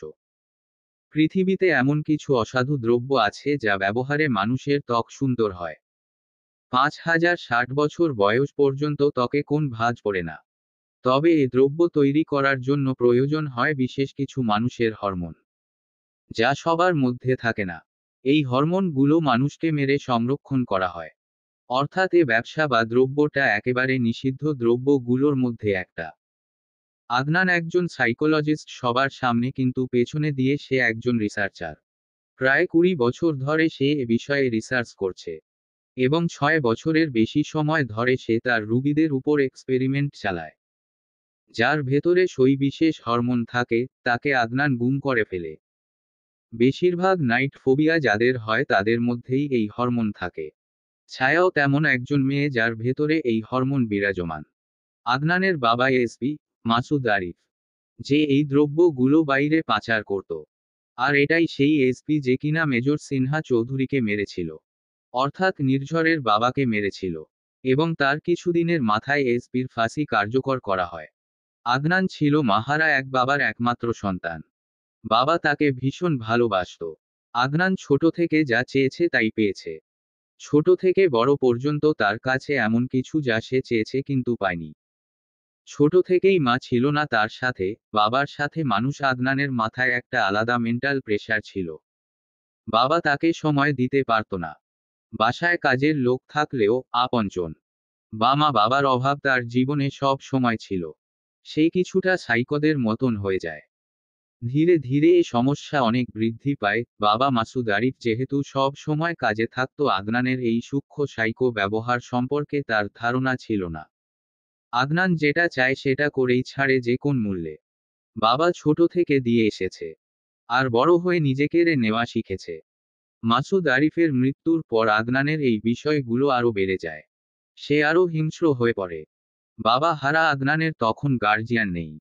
নিজেকে আর ডাক্তার দেখানোর প্রয়োজন সে মনে করেনি। আদনান এর পর জানতে পারে তার বাবার ব্যবসার কথা। আদনান ধীরে ধীরে নিজের মস্তিষ্ক থেকে এই বিষয়টাকে আরও জোরদার করে।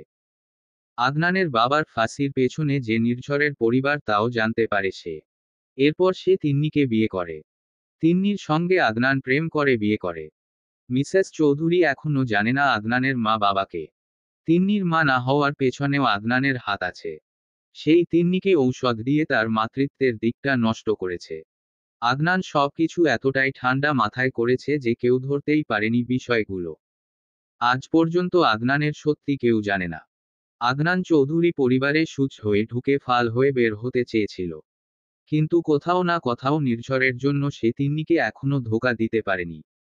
আনানের ভেতরে সেই ক্রোধ এখনো বিরাজমান। তবে ছায়ার বিষয়টা ছিল আলাদা। আমরা ধীরে ধীরে জানতে পারব। নিজের কেবিনে বসে আছে আদনান। অনেকগুলো রুগী দেখে মাত্র সে খেতে বসল। দুপুরের খাবার। এর মাঝে তিন্নি ফোন করে আদনানকে। আদনান বিরক্ত হয়, কিন্তু তাও সে ফোনটা রিসিভ করে। হ্যালো তিন্নি, বলো। গম্ভীর কণ্ঠে। কথায় তুমি? হসপিটালের কেবিনে। রুগী দেখা শেষ? না আরও কিছু আছে? তোমার তো এখন লাঞ্চ বিরতি। আমি খাবার নিয়ে আসি। নিজের হাতে রাজহাঁসের মাংস আর দেশি মোরগ রান্না করেছি। কোন প্রয়োজন নেই। ওগুলো নিজেই খাও। এমন করে কথা বলছো কেন? আজব কেমন করে কথা বললাম? আমি তোমার জন্য সকাল থেকে রান্না করেছি। একটা দিন আমার সঙ্গে খেতে পারবে না? বিষয়টা তা নয় তিন্নি, আমি অনেক ব্যস্ত, বুঝো না কেন? বুঝি, সবই বুঝি। তুমি আমাকে ইগনোর করছো ভাইদের বিয়ের পর থেকে। কেন এমন করছো? আমি তো তোমার স্ত্রী নাকি? এত কিছু করছি তোমার জন্য, তাও তোমার মন পাচ্ছি না। তিন্নি, আমি জাস্ট তোমাকে আর নিতে পারছি না। আমি আর চৌধুরী বাড়িতে যাব না, আমি আমার কাজ শেষে আমার নিজের বাড়িতে চলে যাব। আগে থেকে বলে রাখলাম কোন সমস্যা করবা না। কথাটা বলে আদনান ফোনটা কেটে দেয়, আর বন্ধ করে দেয় নাম্বার। তিন্নির চোখ বেয়ে পানি গড়িয়ে পড়ছে। সে শখ রেডি হয়ে বসেছিল। সুন্দর একটা শাড়ি পরেছে, একটু সেজেছে, খাবারগুলোও গুছিয়ে রেখেছে। কিন্তু আদনানের এমন ব্যবহারের কারণ কি? সে সত্যি বুঝতে পারছে না। রাজশাহীতে রাতে 8টা বাজে। ছায়া জানালার পাশে বসে আছে। বিয়ের পরের দিন একটা লাল রঙের জামদানি শাড়ি দিয়েছিল মিসেস চৌধুরী। ছায়ার বেশ পছন্দ হয়েছিল। আজ কেন জানি না মন চাইল এটা পরতে। যদিও নির্ঝরের দুপুরে অনাকাঙ্ক্ষিত কাণ্ডে তার শরীর বেশি একটা ভালো নেই, তারপরেও সে শাড়িটা পরেছে। লম্বা চুলগুলো আছড়ে ছেড়ে দিয়েছে। ঠোঁটে হালকা লিপস্টিক। তবে যার জন্য একটু সাজগোজ, সেই এখনো আসেনি। রাতের রান্না আছে, তাই আর চিন্তা নেই। কিছুক্ষণ পর দরজায় কলিং বেল এর শব্দ পড়ে। ছায়া নিচে আসতে আসতে নির্ঝরের ফোন আসে। ছায়া মৃদু হেসে দরজা খুলে দেয়। সারা দিনের ক্লান্ত নির্ঝর দরজা খুলে সামনে একটা লাল পরীকে দেখতে পেয়ে নির্ঝরের যেন সব ক্লান্তি দূর হয়ে যায়। এই পরীটাকে এত সুন্দর কিভাবে দেখায়? নির্ঝর 5-7 না ভেবে ছায়াকে জড়িয়ে ধরে। ছায়ার গলায় নাক ডুবিয়ে ছায়ার শরীরের মিষ্টি ঘ্রাণ অনুভব করতে থাকে। ছায়াও কিছু বলেন, চুপচাপ নির্ঝরের বুকের মাঝে নিজেকে লুকিয়ে রাখে।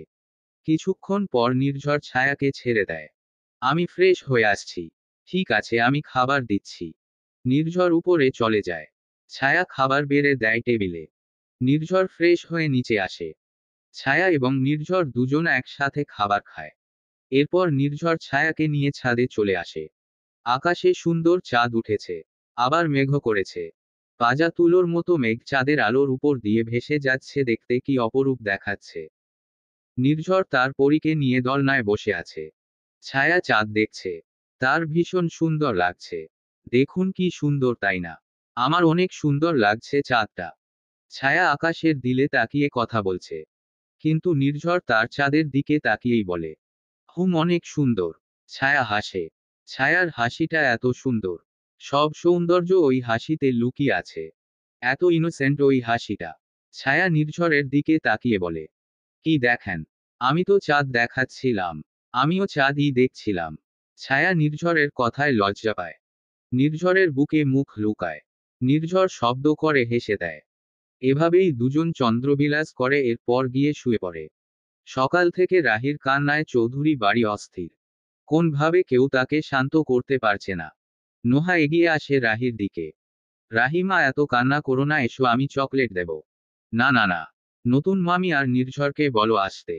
এক্ষুনি আসতে বলো। কিন্তু মা, ওদেরও তো কাজ আছে। নির্ঝর ছুটি পেলে অবশ্যই আসবে। না, আসবে না। আমি জানি নির্ঝর মিথ্যা কথা বলে। শুধু মিথ্যা কথা বলে। রাহিমা, আর কাঁদিস না। তিনিও কোনভাবেই রাহিকে সামলাতে পারছে না। মিসেস চৌধুরী কত কিছু দিচ্ছে, নাতিকে সামলাতে পারছে না। আদনান উপায় না পেয়ে নির্ঝরকে ফোন করে। আর সবটা শোনায়।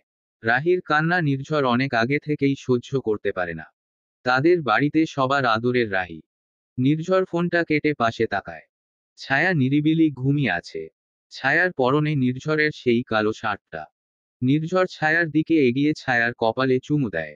এরপর ছায়ার ঠোঁটে চুমু দেয়। কিছুক্ষণ ধরে ছায়ার ঠোঁটে ঠোঁট ধরে রাখে। এতেও নির্ঝরের মন ভরছে না। এবার ছায়ার শরীর থেকে কাঁথা সরিয়ে নিজে ছায়ার কাঁথার নিচে চলে আসে। ছায়ার হাত সরিয়ে ছায়ার বুকের উপর মাথা রাখে।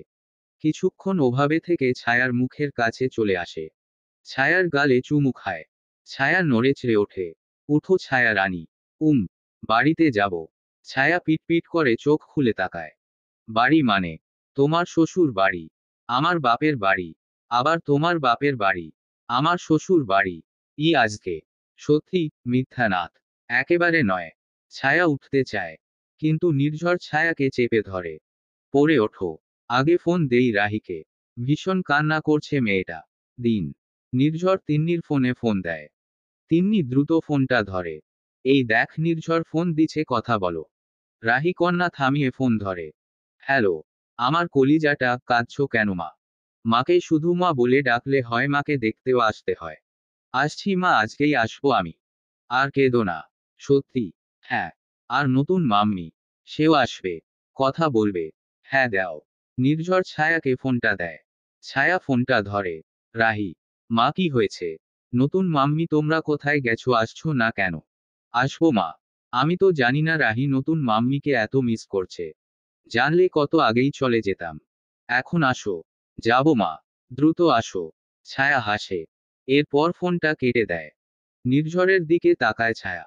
নির্ঝর ছায়ার ঠোঁট এবং কপালে আরো চুমু দেয়। খেয়ে ফেলুন একেবারে। নির্ঝর হাসে। পারলে তাই করতাম। উঠুন, এত ভার আপনি, আমার কষ্ট হয়ে যাচ্ছে। নির্ঝর সরে আসে। ছায়া উঠে ওয়াশরুমে চলে যায়। নির্ঝর তার মাকে ফোন করে। হ্যালো। হ্যাঁ বাবা, বল। কোথায় তুমি? আমি রান্নাঘরে। এখনো রওনা হয়নি মা। তুমি এখন থেকেই রান্না শুরু করেছো? কতদিন পর দেখবো বলতো? মাত্র 1 মাসের মতো হয়েছে মা। হ্যাঁ, তো এটাই অনেক। বলছি, আদনান ভাই কোথায়? রোজও তো দ্রুত চলে যায় হসপিটালে। কিন্তু আজ যায়নি। সকাল থেকে কাঁদছে রাহি। রাহি কাঁদছে কখন থেকে মা? উঠেছে ধরে কাঁদছে। সে নাকি স্বপ্ন দেখেছে, নির্ঝর আর নতুন মাম্মি তার কাছে এসেছে। কিন্তু চোখ খুলে দেখে তোরা নেই। সেই থেকে কান্না। ঠিক আছে। তোরা রওনা হচ্ছিস কখন? এই তো এখনই। ভাবছি আমি ড্রাইভ করব। এতটা পথ নিজে ড্রাইভ করবি? কোন দরকার নেই। সিদ্দিককে নির্ঝরের ড্রাইভার নিয়ে আয়। আমি ওর রুম ঠিক করে দিবানি। থেকে যাবে কয়দিন?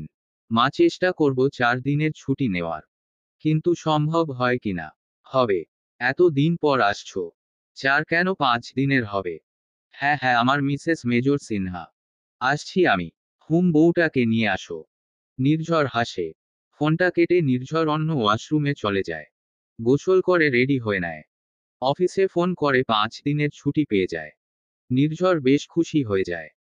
কজে আসার পর নিজের জন্য দেশের এত দায়িত্ব যে ঠিক করে নিঃশ্বাস নিতে সময় পায় না নির্ঝর। মিসেস চৌধুরী ছেলেকে অনেক মিস করলে চলে আসতো। কিন্তু নির্ঝরের ছুটি হয় না সহজে। কি করে হবে? তার কাঁধে যে অনেক বড় দায়িত্ব। খাবার টেবিলে নির্ঝর ছায়ার হাতে খাবার খাচ্ছে। ছায়া নির্ঝরকে খাইয়ে নিজেও খেয়ে নেয়। তারপর উপরে গিয়ে দুজনের জামা কাপড় গুছিয়ে নেয়। এটা ওটা করতে করতে ছায়ার কষ্ট হয়ে যাচ্ছে। উফ, আপনি তো একটু সাহায্য করতে পারেন। কেন আমি কেন করব? বউ থাকতে নিজেকে কিছু করতে নেই। অজব কথা। আমি না থাকলে কে করত? আমি করতাম। তখন তো বউ ছিল না, এখন বউ আছে। ছায়া ভ্রু কুঁচকে তাকায়। বাহ, সুন্দর কথা। এখন দ্রুত এসব পরে রেডি হয়ে নিন। ছায়া নির্ঝরকে ড্রেস দিয়ে নিজে আয়নার সামনে চলে আসে। একটা গোলাপি রঙের গোল জামা পরেছে ছায়া। লম্বা চুলগুলো সুন্দর করে বেঁধে নিয়েছে। প্রয়োজনীয় সব জিনিস সাইড ব্যাগে রেখে নেয়। নির্ঝর ছায়ার দেওয়া গেঞ্জি আর প্যান্ট পরে বের হয়। ছায়ার দিকে এগিয়ে গিয়ে বলে, চুড়ি পরে নেও। মা হাত খালি দেখলে রাগ করতে পারে। আপনার জন্যই তো খুলেছি। আপনার তো আবার এখানে উখানে কেটে যায়। তাও আমার চুড়িতে। দুটো নর্মাল চুড়ি বানিয়ে দেব। চুড়িতে এত ডিজাইন কে করে? ছায়া আর চোখে তাকায়। উনারই সব সমস্যা। নির্ঝর হাসে। চলো চলো। ড্রাইভার চলে এসেছে। চলুন, আমি রেডি। দুজন মিলে নিচে চলে আসে। নির্ঝর ভালো করে কোয়ার্টারে তালা দেয়। দুজন গাড়িতে উঠে বসে। সুন্দর রাস্তা দিয়ে গাড়ি আপন গতিতে চলতে থাকে। উপভোগের মতো সময় এটা। ছায়া নির্ঝরের কাঁধে মাথা রেখে বাইরের দৃশ্য উপভোগ করছে। আর নির্ঝর তার রানীর রূপ উপভোগ করছে। চৌধুরী বাড়িতে এখন তোর ঝড় চলছে। বড় ছেলে আসছে তার বউকে নিয়ে কতদিন পর। মায়ের কাছে সন্তানের আশাটা সব সময় অনেক দিন পরেরই হয়। মিসেস চৌধুরী আর নোহা রান্নাঘরে। তিন্নির মেয়েটা এত কান্না করছিল তাই সে ওকে ঘুম পাড়াতে গেছে। অনেক কান্না করলে আবার রাহির জ্বর আসে। তিন্নি রাহিকে শুইয়ে দেখে আদনান ফোনে কিছু করছে। তিন্নি খোলা চুলগুলো বাঁধতে বাঁধতে বলে, কি ব্যাপার? তুমি আজ কাজে যাবে না? আদনান ফোনটা রেখে উঠে দাঁড়ায়।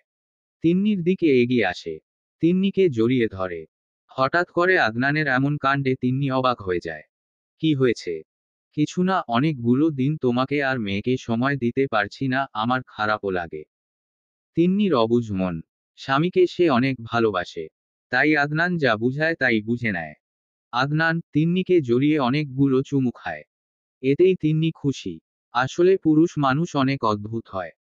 একটুতেই যে নারী খুশি হয় তাকে ফেলে কি সুন্দর অন্য কাউকে ভালো লাগতে পারে। পৃথিবীর নিয়মটাই কেমন অদ্ভুত। অয়ন নির্ঝরের পছন্দ মতো অনেকগুলো জিনিস নিয়ে এসেছে।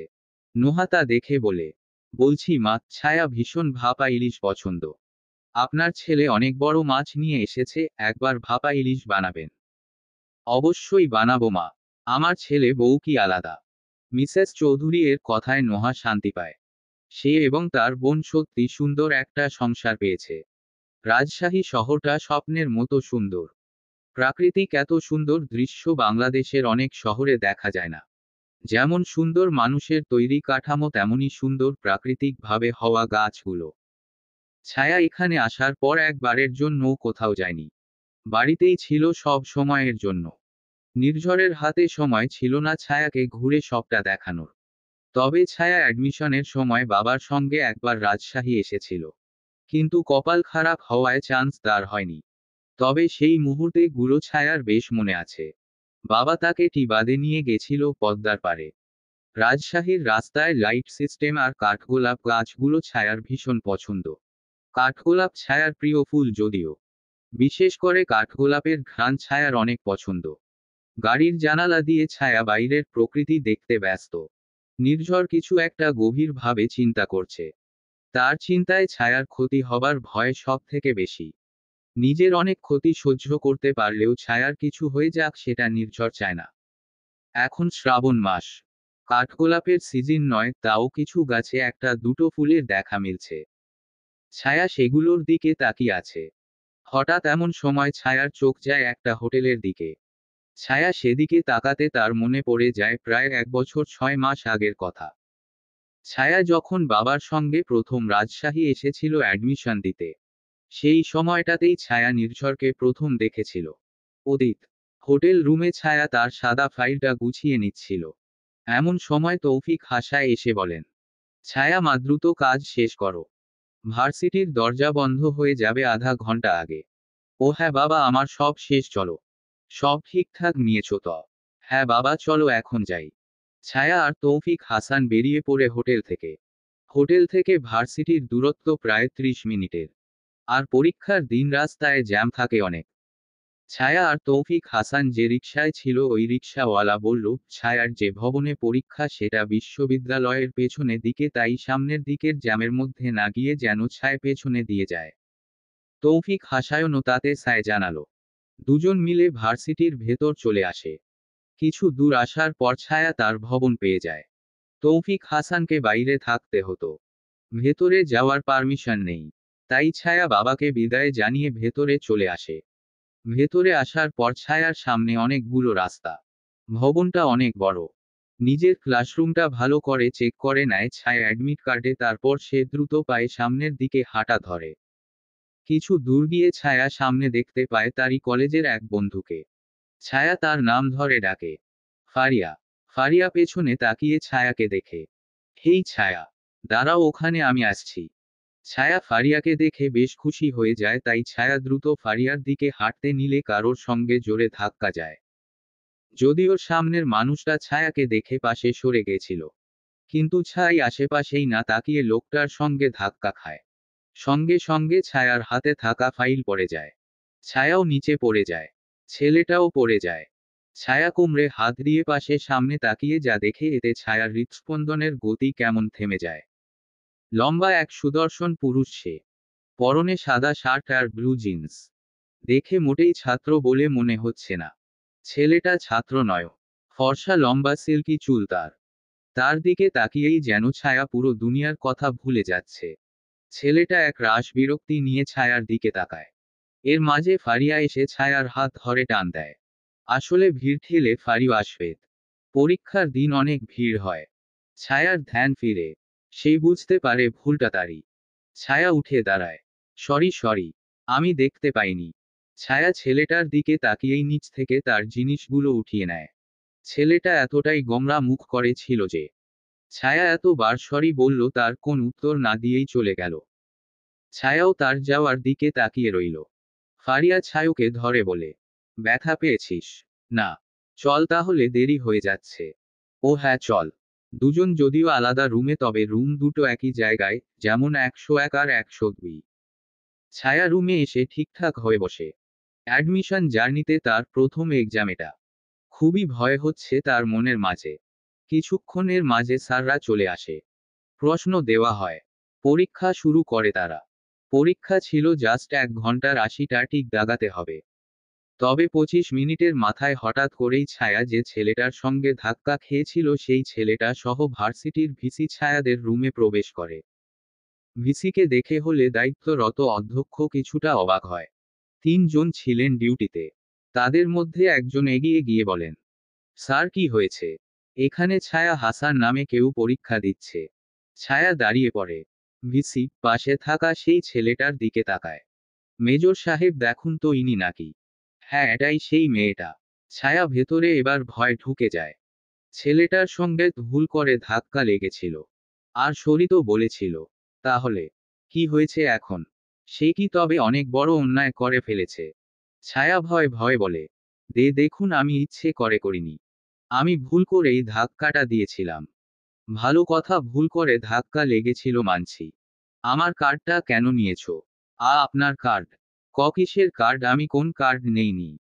ছেলেটা এবার ভ্রু কুঁচকে ছায়ার ফাইলের নিচ থেকে তার 13 কার্ডটা বের করে বলে, তাহলে এটা কি? এমা আমি জানি না, বিশ্বাস করুন আমি এটা তুলিনি। তাহলে এটা আসল কিভাবে?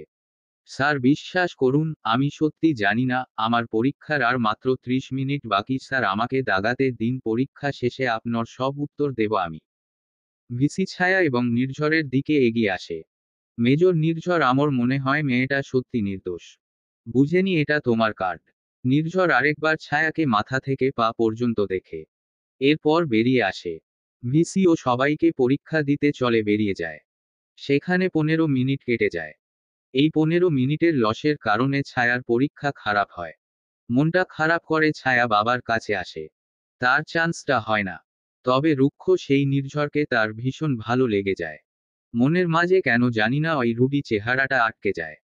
ছায়া জানে না নির্ঝরের এসব মনে আছে কিনা, তবে ছায়া নির্ঝরকে ইনস্টাতে খুঁজে বের করে। ফেসবুকেও বের করে। তবে বেহা মেয়েদের মতো নির্ঝরকে জ্বালায়নি। শুধু ফলো দিয়েছিল। নির্ঝর ব্যাক করেনি, তাই সেও আর এসব নিয়ে ঘাটাঘাটি করেনি। তবে তখন থেকেই ছায়ার মনে নির্ঝরের ছবিটা গেঁথে ছিল। আর ওই তখন থেকেই ছায়া নির্ঝরকে একটু একটু করে ভালো লাগানো শুরু করে। পুরনো দিনের কথা মনে পড়তে ছায়ার ঠোঁটের কোণায় হাসির রেখা ফুটে ওঠে। ছায়াকে হঠাৎ করে হাসতে দেখে নির্ঝর জিজ্ঞেস করে, কি ব্যাপার, হাসছো কেন? এমনি কিছু কথা মনে পড়ে গেল? কি কথা? তেমন কিছু না। নির্ঝরও আর জোর দেয় না। চলবে। গল্প, আমার কাব্যে তুমি প্রেয়সী। লেখনীতে, লামিয়া রহমান মেঘলা। সূচনা পর্ব।